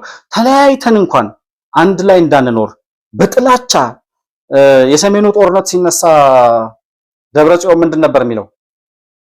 ደብረጽዮንና ያ ሴኮቱሬ የሚባለው ስዩም መስፍን የሚባሉት የጥፋት አርበኞች የሰሜኑን ጦርነት አሁን የለውጡ መንግስት ከመጣ በኋላ ከ2-3 ዓመት በፊት የነበረውን የሰሜኑን ጦርነት ሲያስነሱ ይሉ የነበረው ነገር ምንድነው? ዋናው ዓላማችን ይላሉ በአማራና በትግራይ ህዝብ መካከል የማይፈርስ ለዘመናት የሚቆይ የስሜት ግንብ መገንባት አለብን ይላሉ። የስሜት ግንብ ማለት ምን ማለት ነው? የሚያጠላላ፣ የማያገናኝ፣ እርስ በርሱ እንዲጠፋፋ የሚያደርግ ለዘመናት ቆይቶ እንኳን ቆስሎ የማይሽር በቂም በቀል ከልጅ ልጅ ከትውልድ ትውልድ የሚተላለፍ የጥላቻና የዘረኝነት ትርክት በአማራና በትግራይ ህዝብ መካከል የስሜታዊነት ግንብ መገንባት አለብን ይሉ ነበር። ያኔ ወደ በረሃ ሲሸሹ የኢትዮጵያ መከላከያ ሰራዊት ትግራይን ሲቆጣጠር ያገኘው ሰነድ የትግል እቅዳቸው አንዱ እሱ እንደነበር ያስረዳል። በዚህ ደረጃ ነው ዓላማቸው። ጠላት ካልፈጠሩ፣ ህዝብን ከህዝብ ካላጋጩ፣ የኢትዮጵያ ህዝብ አንድ ሆኖ መኖር ከቻለ በስልጣን ላይ ሊቆዩ እንደማይችሉ ይገባቸው ነበር። መለስ ዜናዊ ጅል አይደለም። ኢትዮጵያን እንዴት መምራት እንዳለበት ያውቃል። ኢትዮጵያዊነት ማለት አንድ ሆኖ ከተነሳ፣ በጋራ መቆም ከቻለ በዓለም ላይ ሊያቆመው የሚችል ምድራዊ ኃይል እንደሌለ መለስ ዜናዊ ያውቃል። ስለዚህ ባንዳ ስለሆነ ባዳ ስለሆነ የጠላትን አጀንዳ ለማስፈጸም የመጣ የጠላት መልእክተኛ ስለሆነ መጀመሪያ እንደመጣ ያደረገው ምንድነው? በዘርና በቋንቋ ከፋፍሎ በጋራ እንዳንኖር፣ በጋራ እንዳንቆም፣ አንድ እንዳንሆን የመጀመሪያውን እቅዱን ያሳካው በዛ መልክ ነበር። ከዚያም በኋላ 27 ዓመት ስልጣን ላይ ቆይተው ሲባረሩ የሰሜኑን ጦርነት ለማስነሳት ሲታገሉ ምንድን ነበር ያሉት? በአማራና በትግራይ ህዝብ መሃል የስሜታዊነት ግንብ መገንባት አለብን። የማይሽር ለእድሜ ዘመን የሚኖር የማይታረቅ ለልጅ ልጅ የሚተላለፍ የበቀለኝነት ውርስ እናስተላልፋለን ብለው ነበር እቅድ የያዙት። ያኔ ጦርነቱ እንደተነሳ ማይካድራ ላይ የተጨፈጨፉ ኢትዮጵያውያንን የምናስታውሰው አብዛኞቹ የአማራ ክልል ተወላጆች ናቸው። በእቅድ ነው የገደሏቸው። ጦርነቱን ለማስነሳት ያስቀመጡት ሰነድ በግልጽ እንደሚያስረዳው በአማራና በትግራይ ህዝብ መካከል የስሜት ግንብ መገንባት አለብን የሚል የጥላቻ ሰነድ ነበር አዘጋጅተው ከዚያ በኋላ እቅዳቸውን ሲያስፈጽሙ በመታወቂያቸው እየለዩ ነው የገደሏቸው። እነዛን ማይካድራ ላይ የተጨፈጨፉ የቀን ሰራተኞች ታሪክ ይፈርዳቸዋል።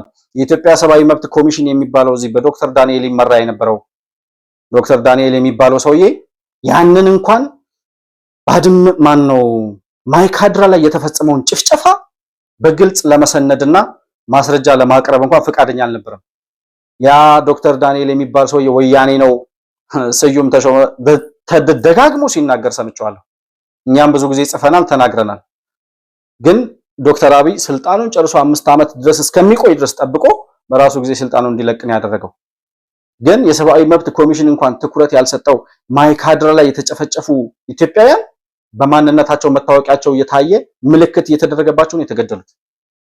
ከዚህ በላይ ጠላት ቢመጣ፣ ቅኝ ገዢ ቢመጣ፣ ወራሪ ቢመጣ ምን ሊያደርገን ይችላል?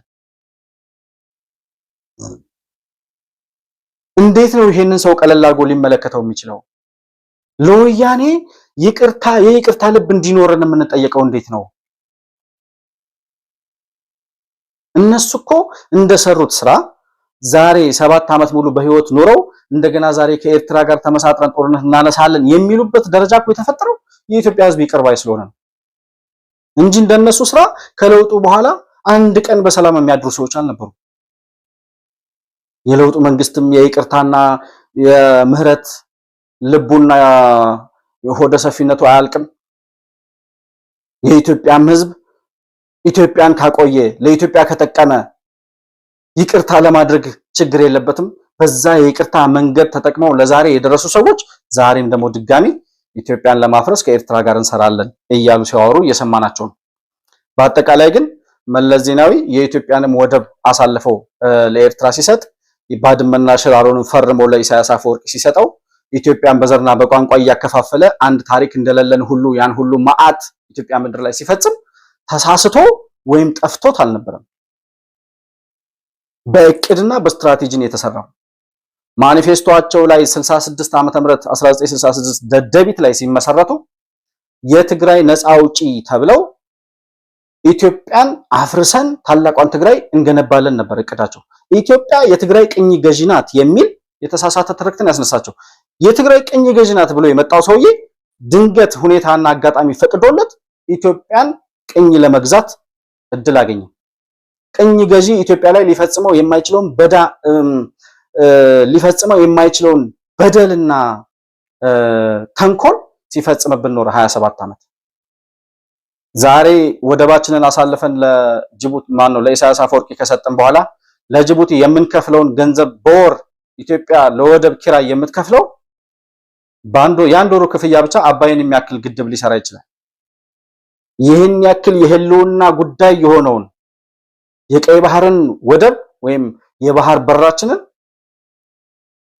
ግመል መጠጫ ነው የሚሆነው ብሎ ለኢሳያስ አፈወርቂ ፈርሞ ሰጠው። ይሄ ሰውዬ በእቅድና በዓላማ ኢትዮጵያን ለማፍረስ ሲሰራ የነበረ ነው የምላችሁ በምክንያት ነው። ከዚያ በኋላ ይሄ ሁሉ በደል ተሰርቶ በኢትዮጵያን ትግል በፈጣሪ እርዳታ ከራሱ ከኢህአዴግ ውስጥ በወጡ መሪዎች 2010 ዓመተ ምህረት ለውጡ ከመጣ በኋላ ኢሳያስ አፈወርቂና ዶክተር አብይ የነበራቸውን ግንኙነት ኢትዮጵያና ኤርትራ መካከል የነፈሰውን የሰላም ንፋስ፣ የፍቅር፣ የይቅርታ፣ የአንድነት፣ የመተሳሰብና ህዝቡ ከህዝቡ ጋር ችግር እንደሌለበት በሻዕቢያና በህወሓት መካከል እንጂ በኢትዮጵያና በኤርትራ ህዝብ መካከል ልዩነትና ጥላቻ እንደሌለ ባሳየ መልኩ ህዝቡ እየተላቀሰ ሲገናኝ ተመለከተ። ኢሳያስ አፈወርቂም ያኔ ዶክተር አብይ በይቅርታና በሰላም በፍቅር ሲቀርበው ሰላም ሆኖ የቀረበው ለምን ይመስላችኋል? እስኪ ኢሳያስ አፈወርቂ ዛሬ የሚያደርገውን ነገር የተመለከተ ሰው ያኔ ለምንድነው ሰላማዊ መስሎ ከዶክተር አብይ ጋር የዛን ያክል አንድነትና አብሮነት ላይ ለመስራት ፈቃደኛ የሆነው? እስኪ ኮሜንት ላይ ለዚህ ያላችሁን ሐሳብ ብትገልጹልኝ ደስ ይለኛል። ኢሳያስ አፈወርቂ ዶክተር አብይ ወደ ስልጣን እንደመጣ ዶክተር አብይ ባለው መሰረት እንግዲህ ዶክተር አብይ በዛ ምክንያት ነው የኖቤል የሰላም ሽልማት ተሸላሚ ሆኖ ሎሬት የተባለው። የሰላም ሎሬት መሆን የቻለው ኤርትራና ኢትዮጵያን አንድ በማድረጉና በማስታረቁ ነው።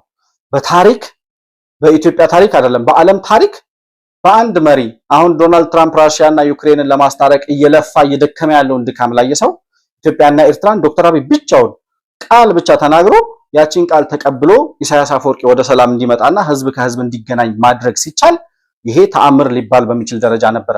በጣም አስገራሚም አስደሳችም ሁኔታ ነበር የነበረው። ኢሳያስ አፈወርቂ ግን ያኔ ከአብይ ጋር የዛን ያክል በፍቅርና በአብሮነት የቀረበው ለምንድን ነበር? ዛሬ እንደዚህ ተለይቶ ጦርነት እስከማወጅ ድረስ ደርሳለሁ የሚል ጥሪ ላይ የጦርነት ነጋሪት መጎሰም ደረጃ ሲደርስ ምን ነክቶት ነበር ያኔ የሚል ጥያቄ እናነሳለን። ዋናው ዓላማው ኢሳያስ አፈወርቂ እንግዲህ እንደነገርኳችሁ ወያኔ ማለት የኢሳያስ አፈወርቂ ጉዳይ አስፈጻሚ ነው። ኢሳያስ አፈወርቂ ኢትዮጵያ ላይ እንዲደረግለት የሚፈልገውን ነገር በህወሓት በኩል ያስፈጽማል። 27 ዓመት ያየነው ነገር ይሄ ነው። ከዚያ በኋላ ወያኔ ስልጣኑን መምራት የማይችልበት ስልጣኑን በእጁ ማስገባት የማይችልበት ጊዜ እንደደረሰ አውቆ ተሸንፎ ወደ መቀሌ ከሄደ በኋላ ኢሳያስ አፈወርቂ ሌላ ኢትዮጵያ ውስጥ የሱን ጉዳይ የሚያስፈጽምለት ወኪል ይፈልግ ነበር እና አሁን አብዛኛው ሰው ለመቀበል የሚከብደው የዶክተር አብይን መሪነት ለመቀበል የሚከብደው አንዱ በጦርነት ያልመጣ መሪ፣ ተዋግቶ ያልመጣ፣ ገድሎ ያልወጣ መሪ ይሆናል ብለን አናስብም። ታሪካችን በሙሉ አንዱ ገድሎ ሲወጣ አንዱ ሞቶ ሲወርድ ነው በኢትዮጵያ ስልጣን ላይ የምናውቀው።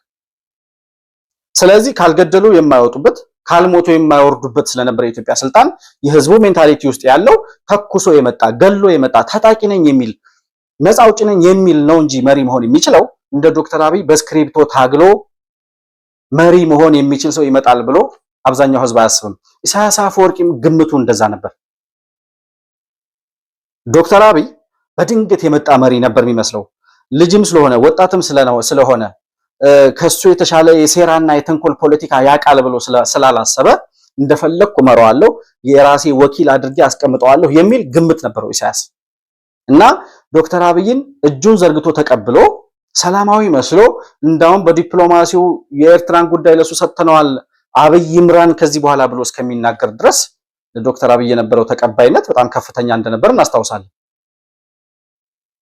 ያን ያደረገው ግን ከኢትዮጵያ ጋር መዋሃድን ፈልጎ ተለያይቶ የኖረውን ህዝብ ለማገናኘት አስቦ ሳይሆን ኢትዮጵያ ውስጥ ሌላ ወኪል የሚሆነኝ በድንገት የመጣ መሪ አግኝቻለሁ፣ ስለዚህ ይህን ሰውዬ በራሴ ቁጥጥር ውስጥ አስገብቼ በኢትዮጵያ ውስጥ ዳግም ህወሓት ሲሰራልኝ የነበረውን በኢትዮጵያ ላይ እንዲደረግልኝ የምፈልገውን ነገር ሁሉ በዶክተር አብይ በኩል አስፈጽማለሁ ነበር የኢሳያስ እቅድ።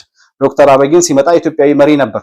ከሱ በላይ ፖለቲካን የሚያቅ ሴራም ሆነ ተንኮልም ሆነ ከኢሳያስ በላይ የተማረና የተካነ ወያኔ ውስጥ ያደገ ግን ወያኔ ውስጥ አድጎ ያንን የተንኮልና የሴራ ፖለቲካቸውን አሸንፎ ህዝቡን ወደ ኢትዮጵያነት የሚወስድ አዲስ የመደመር እሳቤ ይዞ የመጣ ወጣት መሪ ነው። በሀገሩ ጉዳይ የማይደራደር የሀገሬን ህልውና አሳልፌ አልሰጥም የሚል መሪ መሆኑን ሲያይ ኢሳያስ አፈወርቂ ፊቱን ማዞር ጀመረ። የመጀመሪያ እቅዱ ግን ወጣት መሪ ነው፣ ሳይዋጋ የመጣ ነው። ሳይዋጋ የመጣ ደግሞ መሪ አይሆንም፣ በነ ኢሳያስ አመለካከት ማለት ነው። ስለዚህ እንደፈለግኩ አድርጌ እየዘወርኩኝ በኢትዮጵያ ላይ የምፈልገውን ነገር አስፈጽማለሁ ወይም ደግሞ እሱን አስወግደን ደግሞ ሌላ የምንፈልገውን ሰው እናስቀምጣለን የሚል እቅድ ነበራቸው። አሁን አብዛኞቹ ሙሾ አውራጆች እነ ልደቱ እነ ጃዋርና የምትሏቸው ፖለቲከኞች አሁን ከዶክተር አብይ በኋላ የሚል ፖለቲካ ሲያወሩ ትሰማላችኋል። ከዶክተር አሁን 5 ዓመት ሊሞላው ነው ዶክተር አብይ ሁለተኛውን ምርጫ ሊያደርግ ነው። ከ5 ዓመት በፊት መንግስት የለም ሲሉ የነበሩ ሰዎች ናቸው እነ ልደቱ። ከመስከረም 30 በኋላ መንግስት የለም ሲሉን የነበሩ ሰዎች አሁን 5 ዓመት ሞልቶት ሁለተኛ ምርጫ ለማድረግ ዝግጅት ላይ ያለ መሪ እየተጠናከረ በኢኮኖሚም በመከላከያውም በህዝባዊ ቅቡልነቱም በሁሉም በልማቱም የተሻለ ነገር እየሰራ የተሻለ አቅም ላይ ተደራጅቶ ተደላድሎ ስልጣኑ ላይ የተቀመጠውን መሪ ዛሬ ከመሬት ተነስተው ተሰብስበው አሉ የሚባሉ ፖለቲከኞች ከአብይ በኋላ የሚል ውይይት ያደርጋሉ። ለምንድን ነው ይሄን የሚያደርጉት? ቅዠት ላይ ናቸው። አንደኛ እንዴት ዶክተር አብይ መስከረም 30 በኋላ መንግስት የለም ካሉ በኋላ ያን ሁሉ የተቀመጠለትን ተንኮል መሰናክል ያን ሁሉ ደባ አልፎ እንዴት ሁለተኛ ምርጫ ለማድረግ ደረሰ? እንዴት እስከዛሬ ኢትዮጵያ ስልጣን ላይ ቆየ? ለነሱ የማይመለስ ጥያቄ ነው። ሲቀጥል ዶክተር አብይ እንደነገርኳችሁ ጠቅላይ ሚኒስትር ሆኖ እስከተሾመበት ጊዜ ድረስ አብዛኞቻችን ሁሉም ሊባል በሚችል ደረጃ የኢትዮጵያ ህዝብ አያውቀውም ነበር ዶክተር አብይ የሚባል መሪ ይመጣል የሚል ህልሙም ሐሳቡም ግምቱም አልነበረን። ነገር ግን በድንገት ወጥቶ እዛው ውስጥ ላይ ኢህአዴግ ውስጥ ሆኖ ይሰሩት በነበረው ስራ አሸንፈው ወያኔን ከዛ ውስጥ ከወጣ በኋላ ዶክተር አብይ ያንን የመሪነት ዙፋኑን ስልጣኑን ይዞ ይቀጥላል የሚል ግምት አልነበራቸውም። ቅድም እንዳልኳችሁ ኢትዮጵያውያን በጦርነት ስለሆነ መንግስት ሲቀየር የምናውቀው ሳይዋጋ የመጣ ሳይገድል የመጣ መሪ ይሆናል ብለን አንገምትም ነበር። እና ልደቱም የገጠማቸው ጉዳይ ይሄ ነው። በቃ በድንገት የመጣ ነው፣ በድንገት ገፋ ብናደርገው ይወድቃል ብለው ያሰቡት መሪ ስለነበረ እስከዛሬ ድረስ ዙፋን ላይ ቁጭ ብሎ ጭራሽ እየበረታ እየጠነከረ ተቀባይነቱን እያሰፋ ጉልበቱን እያደራጀ መቀጠሉን ሲያዩ እስከዛሬ ድረስ እውነት መሆኑን ማመን አቅቷቸው ከአብይ በኋላ የሚል ፖለቲካ ውይይት ያደርጋሉ ቁጭ ብለው። መቼ ነው ከአብይ በኋላ? ከ10 ዓመት ከ20 ዓመት በኋላ ወይስ ከ1 ዓመት በኋላ ወይስ አሁን ደግሞ ከመስከረም 30 በኋላ መቼ ነው የምትሉት? ይህንን ግልጽ አድርጉልን ብለን ብዙ ጊዜ ጠይቀናል፣ ግን መልስ አይሰጡም። በአጠቃላይ ስለነሱ ሳይሆን ማውራት የፈለኩት አሁን እነሱም ይሄንን የሚሉት ኢሳያስ አፈወርቂም አንድ ያልተገለጠለት ጉዳይ ዶክተር አብይ ኢትዮጵያዊ መሪ መሆኑንና የማንም ተላላኪ ያልሆነ የራሱ የሆነ ህልምና ራዕይ ያለው ሀገሩን ወደ ተሻለ እድገትና ብልጽግና ማሻገር የሚፈልግ ህዝቡን ከድህነት ማላቀቅ የሚፈልግ ወጣት መሪ ሆኖ መምጣቱን አልተገለጠላቸውም እስከዛሬ ድረስ ብዙ ሰዎች። ያንን መቀበል ስላቃተው ዶክተር አብይ ከዚያ በኋላ የሰሜኑ ጦርነት ላይ የህወሓት ጋር ወደ ፕሪቶሪያ ስምምነት ሲሄድ ነው ኢሳያስ አፈወርቂና ዶክተር አብይ የተጣሉት። ለምን? ኢሳያስ አፈወርቂ ህወሓትን እስከ መጨረሻው ለማጥፋትና ለመደምሰስ ይፈልግ ነበር። ዶክተር አብይ ደግሞ ህወሓትን አጠፋለሁ ብዬ የትግራይን ህዝብ አብሬ አላጠፋም፣ አንድም ሁለትም ወጣት የትግራይ ልጆች ማትረፍ ከቻልኩ፣ የሚሰዋውን የመከላከያ ሰራዊት ማዳን ከቻልኩ የፕሪቶሪያውን ስምምነት ተፈርማለሁ። ኢሳያስ አፈወርቂ ግን ህወሓትን ለማጥፋት ተብሎ መከላከያ ሰራዊት ትግራይ ውስጥ ገብቶ በሚወስደው እርምጃ የሚጠፋው የትግራይ ህዝብ ለሱ ጉዳዩ አይደለም። ምንም ቢጠፋ የጠፋው ጠፍቶ ህወሓት መጥፋት አለበት ነበር የኢሳያስ እቅድ። ዶክተር አብይ አሻፈረኝ አለ። ኖ ህዝቤን አላጠፋም ህወሓትን አጠፋለሁ ብዬ። በዚህ ምክንያት ነው የተጣሉት። ከዚያ በኋላ ነው ፊቱን ማዞር የጀመረው ኢሳያስ አፈወርቂ። ከዚያ አንድ ዓመት ምናምን አካባቢ የፕሪቶሪያው ስምምነት ተፈርሞ ኢሳያስ አፈወርቂና አብይ ምን ሆነው ነው በኢትዮጵያና በኤርትራ መካከል የሆነ የገባ ንፋስ አለ፣ እንደ ድሮ አይደሉም፣ አይገናኙም፣ ኢሳያስም አይመጣም፣ አብይ አይሄድም ምናምን አይነት ነገር እየተነገረ ባለበት መጣላታቸው ይፋ ሳይወጣ ባለበት ሰዓት ላይ ጭራሽ ደግሞ ዶክተር አብይ ምን ጨመረበት? የወደብ ጥያቄ ይዞ መጣ። ወደብ ያስፈልገኛል አለ። የወደብ ጥያቄ የኢትዮጵያ የህልውና ጥያቄ ነው፣ ዓለም ዛሬ ይስማ ብሎ ፓርላማ ላይ ተናገረ። ኢሳያስ አፈወርቂ ጨርቁን መቅደድ ነው የቀረው። የዛኔ እንኳን አይደለም የወደብ ጥያቄ ጭራሽ እኮ ኢትዮጵያን ለማዳከም የሚያስችለኝን ስትራቴጂ አሁን ለውጥ ተብሎ በለውጡ መንግስት አማካኝነት በዶክተር አብይ አማካኝነት የራሴ ተላላኪ አድርጌው የራሴን ጥቅም አስከብርበታለሁ ያለው መሪ ጭራሽ በነመለስ ዜናዊ ይሁንታ እንደ ገጸ በረከት የተሰጠውን የአሰብን ወደብ መልሰህ ታመጣለህ የሚል ጥያቄ ሲያነሳበት ከዚህ በኋላ ከዚህ ሰውዬ ጋር አልነጋገርም አለ ኢሳያስ። ምንድን ነው የሚጎዳው? አሁን ኢሳያስ አፈወርቂ የአሰብን ወደብ ከኢትዮጵያ ጋር ተስማምቶ ቢሰራ ወይም ደግሞ ያን ወደባችንን እኛ አስመልሰን በህግም ባይዘወይ ከጦርነት ውጭም በጣም ብዙ የሚያግዙን ህጎች አሉ። በሰላማዊ መንገድ ራሱ አሰብን ለማስመጣት በጣም ብዙ የተፈረሙ ስምምነቶች አሉ። አሰብ የኢትዮጵያ ወደብ መሆኑን የኢትዮጵያ የተፈጥሮ ዳር ድንበር መሆኑን የሚያስረዱ በጣም ብዙ ማስረጃዎች አሉ። እነዛን ሁሉ ጠቅሶ አሰብ በአጭር ጊዜ ውስጥ ወደ ኢትዮጵያ እንደሚመለስ እርግጠኛ ነኝ፣ መንግስትም እየሰራበት ስለሆነ። ነገር ግን ይሄ ሁሉ ችግር ሳይፈጠር ወደ ጦርነት ሳንገባ አሰብን ከኢትዮጵያ ጋር ቢጠቀም የሚጎዳው ነገር አለ ወይ? ሲጀመር አሰብን ኢትዮጵያ ካልተጠቀመችበት ማንም አይጠቀምበትም። በኢትዮጵያና በኤርትራ መካከል ያለ መሃል ላይ የሆነ ስትራቴጂክ የሆነ ቦታ ነው አሰብ ወደብ። ኢትዮጵያ ምርቶቿን ካላስወጣች ካላስገባችበት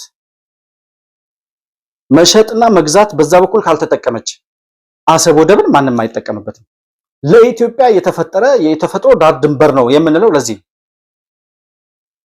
ነገር ግን ኢሳያስ አፈወርቂ ከኢትዮጵያ ጋር ተባብሮ ኢትዮጵያም የባህር በር አግኝታ እሱም ደግሞ በኪራይ መልክም ይሁን በሌላ አገልግሎት መልክም ይሁን ከኢትዮጵያ ጋር ተስማምቶ ቢሰራ ኢትዮጵያ ለጅቡቲ የምትከፍለውን ወደብ ለአሰብ ትከፍላለች ማለት ነው። ኤርትራ ገቢ ታገኛለች፣ የኤርትራም ህዝብ ይጠቀማል። ለወደብ የሚከፈለው ገንዘብ ባይዘወይ በጣም ብዙ ሚሊዮን ዶላር ነው በቀን የሚከፈለው። ወደ 4 ሚሊዮን ዶላር ይመስለኛል በቀን ለወደብ ኪራይ የሚከፈለው። በወር አስሉት፣ ይሄንን ዶላር ነው ያልኩት በብር አይደለም። ወደ 4 ሚሊዮን ዶላር በቀን ትከፍላለች ኢትዮጵያ ለጅቡቲ። ያን ሁሉ ገቢ ማግኘት ይችል ነበረ ኢሳያስ አፈወርቂ። ኦኬ እሱን አያገኝም እንበል፣ በሌላ ስምምነት ሰጥቶ በመቀበል የሆነ ነገር ሰጥቶ የሆነ ነገር በማግኘት ከኢትዮጵያ ጋር ቢስማማ የኤርትራም ህዝብ የኢትዮጵያም ህዝብ ተጠቃሚ ይሆናል እንጂ ምንም የሚጎዳው ነገር የለም። ነገር ግን ዋናው የኢሳያስ ዓላማ ትብብርና አንድነት፣ ህብረትና በጋራ መልማት ሳይሆን ኢትዮጵያን አዳክሞ ታላቋን ኤርትራ መገንባት ነው። ለዛ ነው ዶክተር አብይ የወደብ ጥያቄ ይዞ ሲመጣ መንገድ ሁሉ ተጀምሮ ነበርኩ። የአሰብን ወደብ የግንባታ ሂደት ሄዶ ጎበኘ ጠቅላይ ሚኒስትር ዶክተር አብይ ሲባልኩ ተመልክተናል። ያኔ ሰላም በነበረበት ሰዓት የአሰብ ወደብ ግንባታውን አስጀምሮ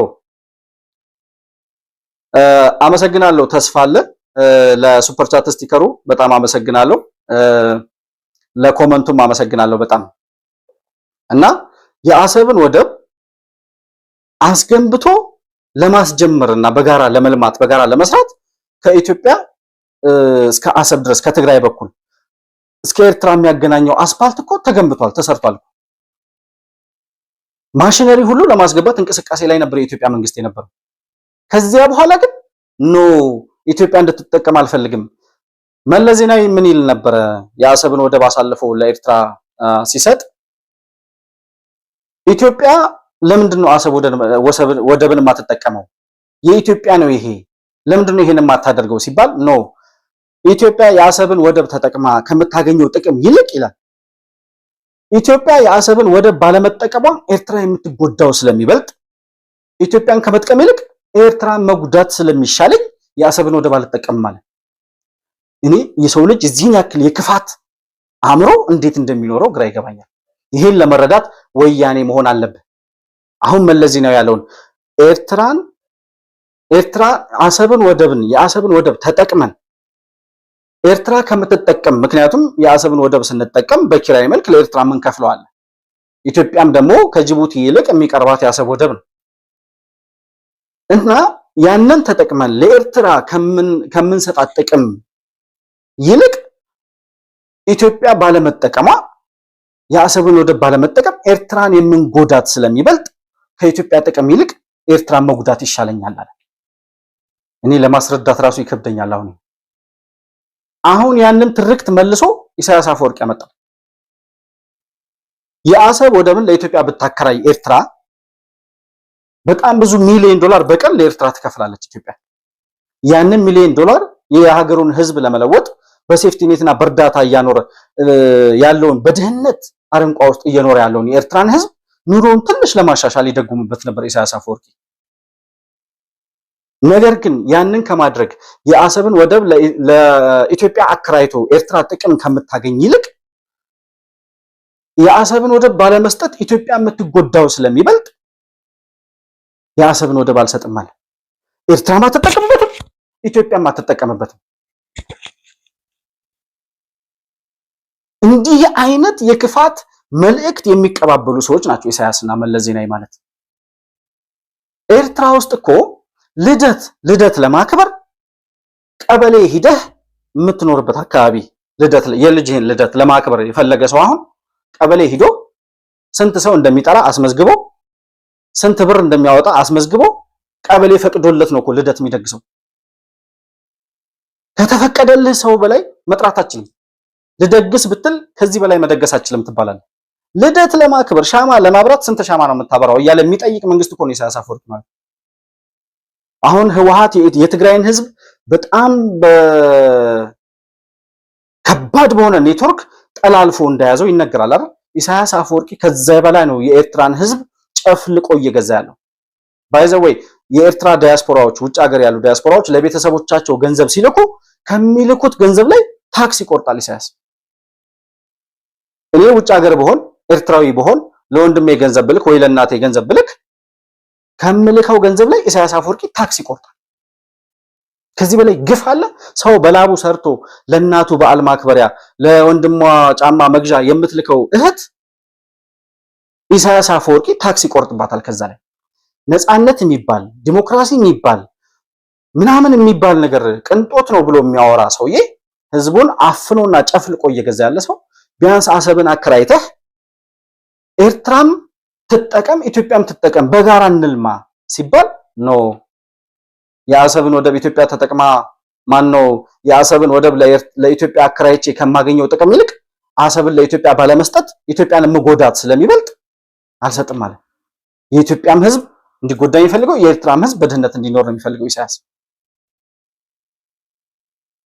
ኤርትራ ወይም ሻዕቢያ የአሰብን ወደብ ለኢትዮጵያ አልሰጥም ያለበት ምክንያት ያኔ 66 ዓመተ ምህረት ወያኔ ጋር ሲመሰረቱ የገቡትን ቃል ኪዳን የሚፈጽሙበት አጀንዳ ነው። ያኔ የገቡት አጀንዳና ቃል ኪዳን ምንድነው? ኢትዮጵያን ማፍረስ፣ ኢትዮጵያን ማበጣበጥ፣ ኢትዮጵያን ማዳከም፣ በተዳከመችና በፈረሰች ኢትዮጵያ ላይ ታላቋ ትግራይንና ታላቋ ኤርትራን መገንባት ነበር እቅዳቸው። ዛሬም የኢሳያስ አፈወርቂ እቅዱና ፍላጎቱ ይሄ ነው። ኢትዮጵያ ወደብ አገኘች ማለት የወደብ ባለቤት ሆነች ማለት ለወደብ የምታወጣውን ገቢ ለሌላ ልማት ትጠቀምበታለች። ባይ ኤኒ ሚንስ ኢትዮጵያ እና ኢትዮጵያውያን የተሻለ ኑሮ እንዲኖራቸው ኢሳያስ አይፈልግም።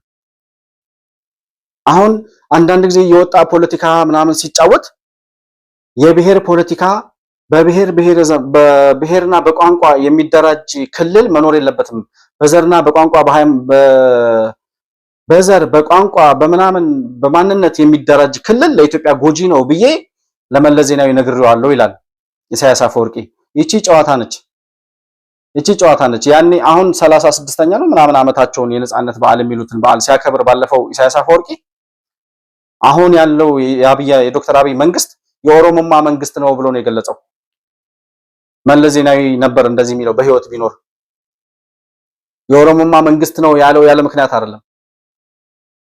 አሁን ያለውን የኢትዮጵያን መንግስት የኦሮሞማ መንግስት ነው ካልክ የኢትዮጵያ መንግስት ላይ የሆነ የምፈጥረው ነገር አለ ወይም በዛ በኩል ታጣቂዎች አሉ። እነዛን ታጣቂዎች እንደዚህ አድርጌ ህዝቡ ደግሞ ለመሪው ወይም ለመንግስት ያለውን ቅቡልነት እየነሳና እየከለከለ እንዲሄድ ከዚያ በኋላ እነዛ በያገሩ ያደራጃቸው የወያኔና የኢሳያስ አፈወርቂ ቅልብተኞችና የመንፈስ ልጆች እነ ሸኔ ፋኖ ምናምን የምትላቸው ከዛ እነ ልደቱ አያሌውና እነ ጀዋር የህወሓትን ፍርፋሪ ሲበሉ ያደጉት በእነሱ አማካኝነት መንግስት ላይ አመጽ ለማስነሳትና ህዝብን በመንግስት ላይ ለማነሳሳት ይጠቅመኛል ብሎ ያስቡን አጀንዳ ነው የዘረጋው።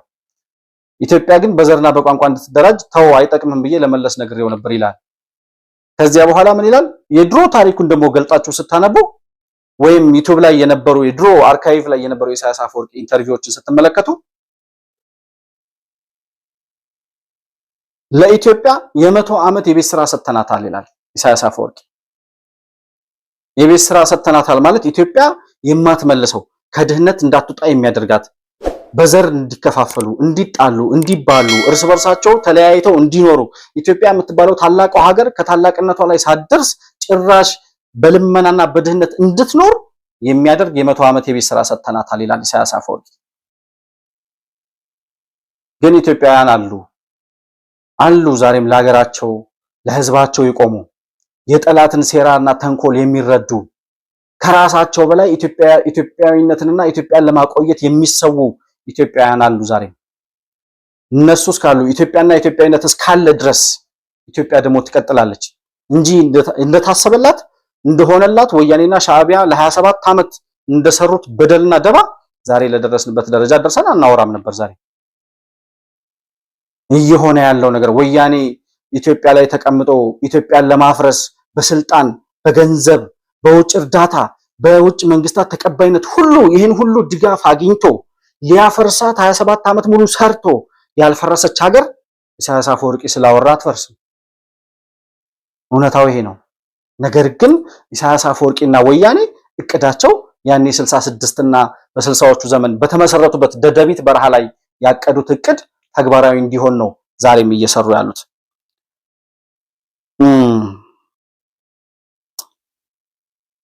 አሁን ይሄ ሁሉ ነገር ከሆነ በኋላ ያን ሁሉ 7 ዓመት የመጣንበትን ህወሓትና ሌሎች የውጭ ጠላቶች ባንዳዎችን ቀጥረው ኢትዮጵያ ላይ በአራቱም አቅጣጫ ገና የለውጡ መንግስት እንደመጣ ከሶማሌ ክልል ጀምሮ አብዲ ኢሌ የሚባለው የወያኔ ቡችላ ከቀሰቀሰው ጦርነት ጀምሮ 7 ዓመት ሙሉ የተሻገርናቸውን ነገሮች መዘርዘር አልፈልግም።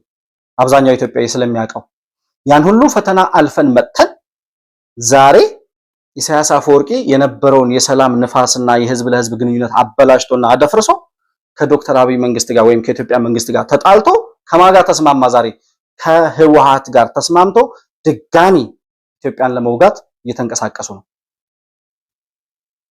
እንግዲህ ኢሳያስ አፈወርቂ ኢትዮጵያ ላይ ባስቀመጠው የራሱ ወኪል አማካኝነት ህወሓት በሚባለውና መለስ ዜናዊ በሚባለው የባንዳ ልጅ አማካኝነት የራሱን ጥቅም ኢትዮጵያ ላይ ሲያስከብር የነበረ ሰው እንደሆነ ነግሬያቸዋለሁ ቅድም። ከዚያ በኋላ የተጣሉ መሰሉ፣ እንዲጠፋፉ የሚፈላለጉ መሰሉ። ለምሳሌ ነው እሱ የፖለቲካ ጨዋታ ነው።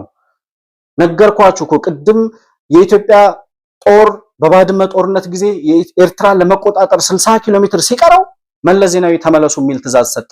ለምን? ኢሳያስ አፈወርቂ ከስልጣን እንዳይወርድ፣ ኢሳያስ እንዳይሞት።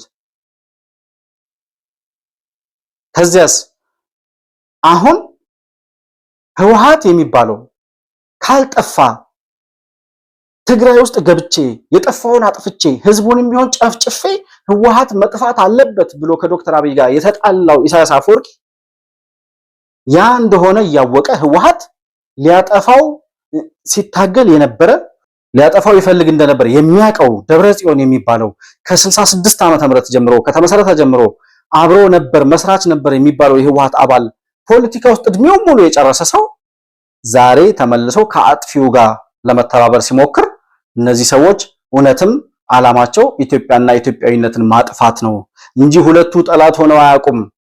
ኢሳያስ አፈወርቂ ጠላትነቱ ለኢትዮጵያ እንጂ ለህወሓት አይደለም የምንለው ለዛ ነው። ግን አሁን ኢሳያስ አፈወርቂ ከነ ደብረጽዮን ጋር ተባብሮ ምን ሊያደርግ ይችላል፣ ምን ሊፈጥር ይችላል የሚለውን ነገር እንደው አጠር ባለመልኩ ለማየት ያክል የለውጡ መንግስት ገና ወደ ስልጣን እንደመጣ አካባቢ እንግዲህ ወያኔ የነበረውን የደህንነት ኔትወርክ የምናውቀው ነው። አብዛኛውን ኢትዮጵያ በደህንነት ኔትወርክ ውስጥ አስገብቶ ባንኩንም ታንኩንም ተቆጣጥሮ የነበረ አካል ነበር ህወሓት የሚባለው። ለ27 ዓመት የውጭ መንግስታትን ሁሉ በጥቅም ይዞ ሎቢስቶች ገዝቶ በሰሜኑ ጦርነት ጊዜ በየሚዲያው እየወጡ ከህወሓት በላይ ከነ ዳንኤል ብርሃኔ በላይ ህወሓትን ደግፈው ይጮሁ የነበሩ ነጮች ጋዜጠኞችን ስንመለከት ህወሓት ምን ያክል ለጥቅሙ ሰዎችን እየገዛ እያስቀመጠ እንደነበር የሚያስረዳ ዋና ማስረጃ ነው። በዛ ልክ ተደራጅቶ 27 ዓመት ሙሉ በስልጣን ላይ የኖረው ህወሓት የሚባለው ኃይል የሰሜን እዝን በተኛበት አጥቅቶ የሰሜን እዝን ሰራዊት ሙሉ ለሙሉ ደመሰስኩ ካለ በኋላ እዛ የነበረውን ሜካናይዝድ ክፍለ ጦር መሳሪያ በሙሉ በእጁ አስገብቶ ነበር የኢትዮጵያን ጦር የገጠመው።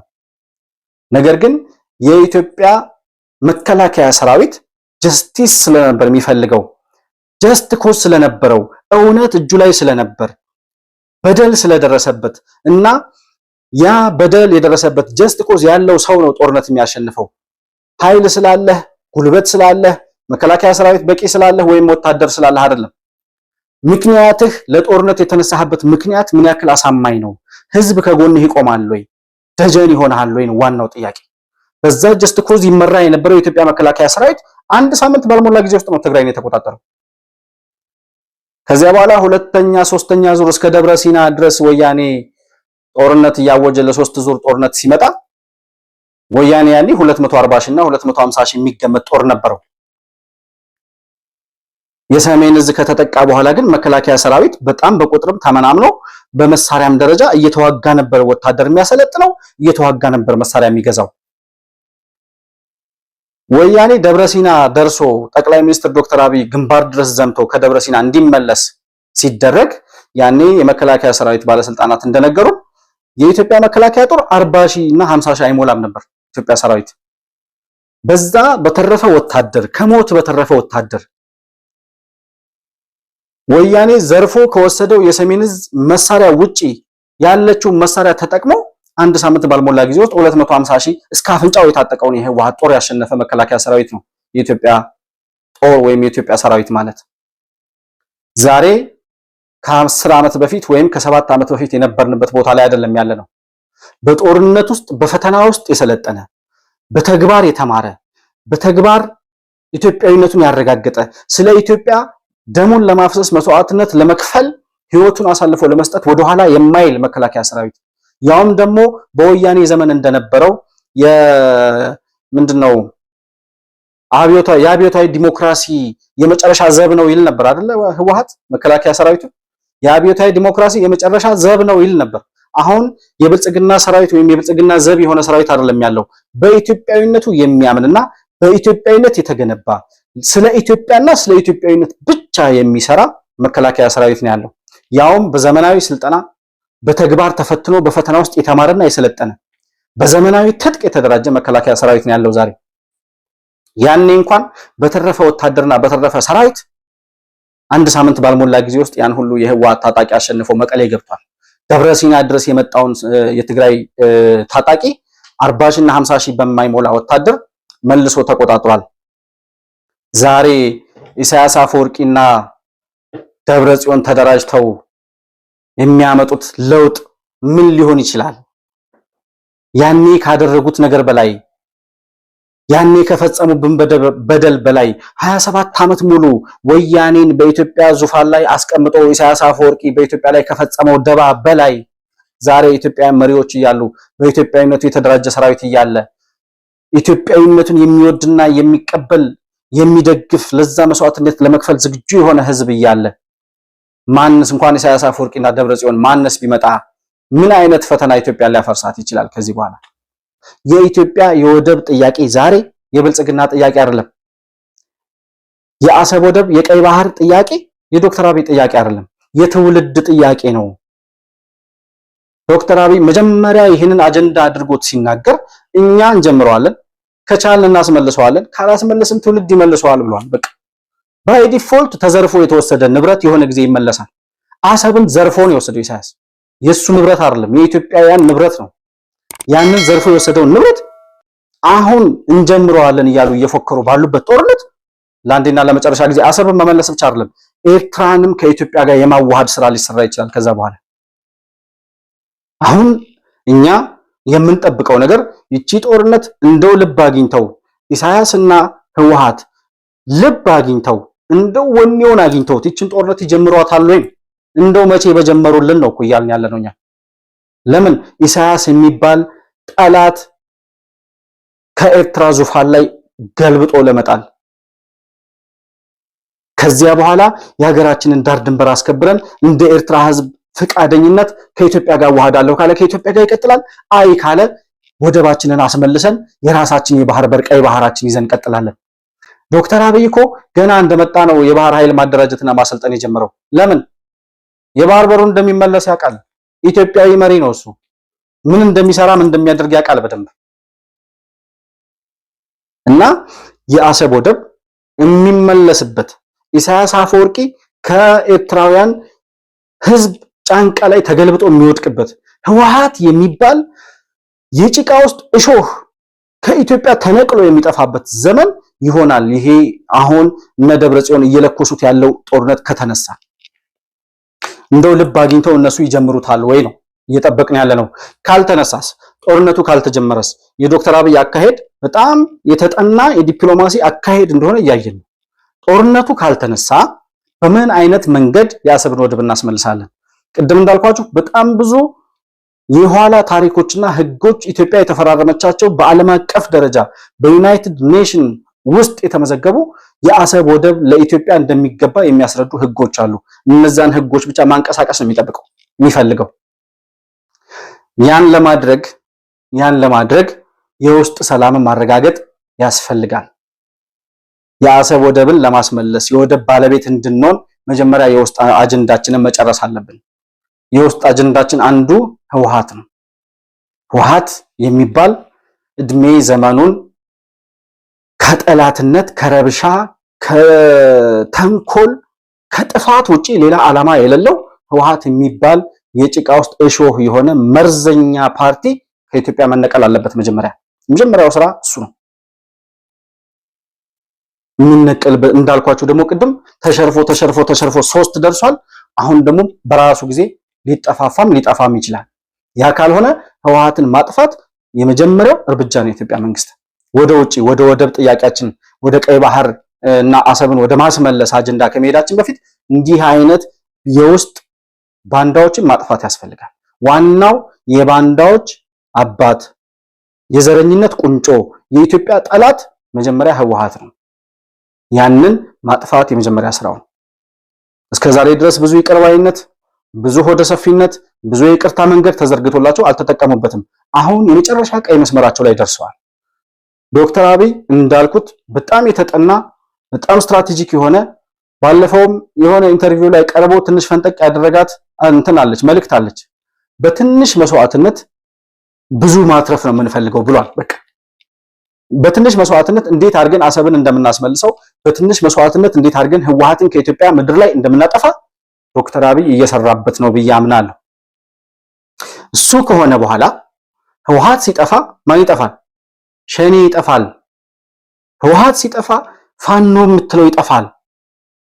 ኢትዮጵያ ውስጥ የዘረኝነትና የብሔርተኝነት ታጣቂነትና መሳሪያ ነቅናቂነትን እያንቀሳቀሰ በየአካባቢው ታጣቂ የሚያስታጥቀው ህወሓት የሚባለው የዘረኞችና የሽብርተኞች ቡድን ወላጅ አባት ነው። እሱም ማጥፋት እነ ሸኔን ማጥፋት ነው። ከዚያ በኋላ ወያኔ ከጠፋ በኋላ ወያኔን ከምድረ ገጽ ከሰረዝክ በኋላ ለነ ፋኖና ለሸኔ ሚሊሻ ይበቃቸዋል። የኢትዮጵያ መከላከያ ሰራዊት ራሱ ዋጋ ላይ ከፍል ይችላል። ከዛ በኋላ በአጠቃላይ እየሆነ ያለው ነገር ይሄ ነው። አንደኛ አሁን ሊሆን ይችላል ተብሎ የተጠበቀ ያለው በህወሓትና በኢሳያስ አፈወርቂ ጥምረት ጦርነት ሊነሳ ይችላል ወይ? ጦርነቱ ቢነሳ ስጋቱ ለኢትዮጵያ ሳይሆን ለኤርትራ ነው። ለኤርትራና ለህወሓት ህወሓት ለአንዴና ለመጨረሻ ጊዜ ከኢትዮጵያ ታሪክ ላይ ተገንጥሎ የሚጠፋበት፣ ኢሳያስ አፈወርቂም ከኤርትራውያን ጫንቃ ላይ ለአንዴና ለመጨረሻ ጊዜ ተገልብጦ የሚወድቅበት የመጨረሻዋ ክብሪት ትሆናለች ይቺ ጦርነት ከተለኮሰች። አንደኛው መልእክት ይሄ ነው። በሁለተኛ ደረጃ የአሰብ ወደብን የምናስመልስበት፣ ሰላማችንን የምናረጋግጥበት፣ በትንሽ መስዋዕትነት ብዙ የምናተርፍበት ስትራቴጂክ የሆነ አካሄድ በመንግስት በኩል እየተቀየሰ እንደሆነ በእርግጠኝነት መናገር እችላለሁ። በጣም ባጭር ጊዜ ውስጥ የኢትዮጵያ ስጋት የሚባሉት ሁሉ መቀመቅ እንደሚወርዱ የምናይበት ጊዜ ነው የሚሆነው። ስጋት አይደለም ዛሬ ለኢትዮጵያ ስጋት የሚሆን ነገር የለም ዛሬ። ስለዚህ ጠላት ሁሉ ዛሬ እንዲሰማ የምፈልገው እኔ ኢትዮጵያ የመፍረስ አይደለም፣ ለአንድ ቀን እንኳን እንቅልፍ የሚያሳጣት የሆነ ረብሾት የሚያድረው የኢትዮጵያ መንግስት አደጋ መጣብኝ ሊያስብል የሚችል አደጋ የለም በኢትዮጵያ ምድር። ያን ሁሉ አደጋ ተሻግረነው ለዛሬ ደርሰናል ማለት ነው የምፈልገው። የዛሬ ፕሮግራሜ በአጠቃላይ ህወሓትና ሻዕቢያን የተመለከተው አልፎ አልፎም የነሱ ቅልብተኞች የሆኑትንም ለማየት የሞከርኩበት ፕሮግራም ይሄንን ይመስላል። ላይቭም በምንገባበት ጊዜ አዳዲስ ቪዲዮዎችንም በምንለቅበት ጊዜ በቀጥታ መልእክት እንዲደርሳችሁ ሰብስክራይብ፣ ላይክ፣ ሼር ማድረጋችሁንና የደወል ምልክቷን መጫናችሁን እንዳትረሱ ማለት እፈልጋለሁ። መሆን መልቲሚዲያ ሁልጊዜ እንደምለው እውነትና ኢትዮጵያዊነትን ለማድመቅና ለማጎልበት የሚሰራ ሚዲያ ነው። ይሄ ሚዲያ መደገፍ እውነትንና ኢትዮጵያዊነትን መደገፍ መሆኑን አውቃችሁ ቻናላችንን በምትችሉት መንገድ ሁሉ ድጋፍ እንድታደርጉ ጥሪ ማስተላለፍ እፈልጋለሁ። አብራችሁኝ ስለቆያችሁ እጅግ በጣም አድርጌ አመሰግናለሁ። በሌላ ፕሮግራም እስከምንገናኝ ሰላም በያላችሁበት ለእናንተ ይሁን።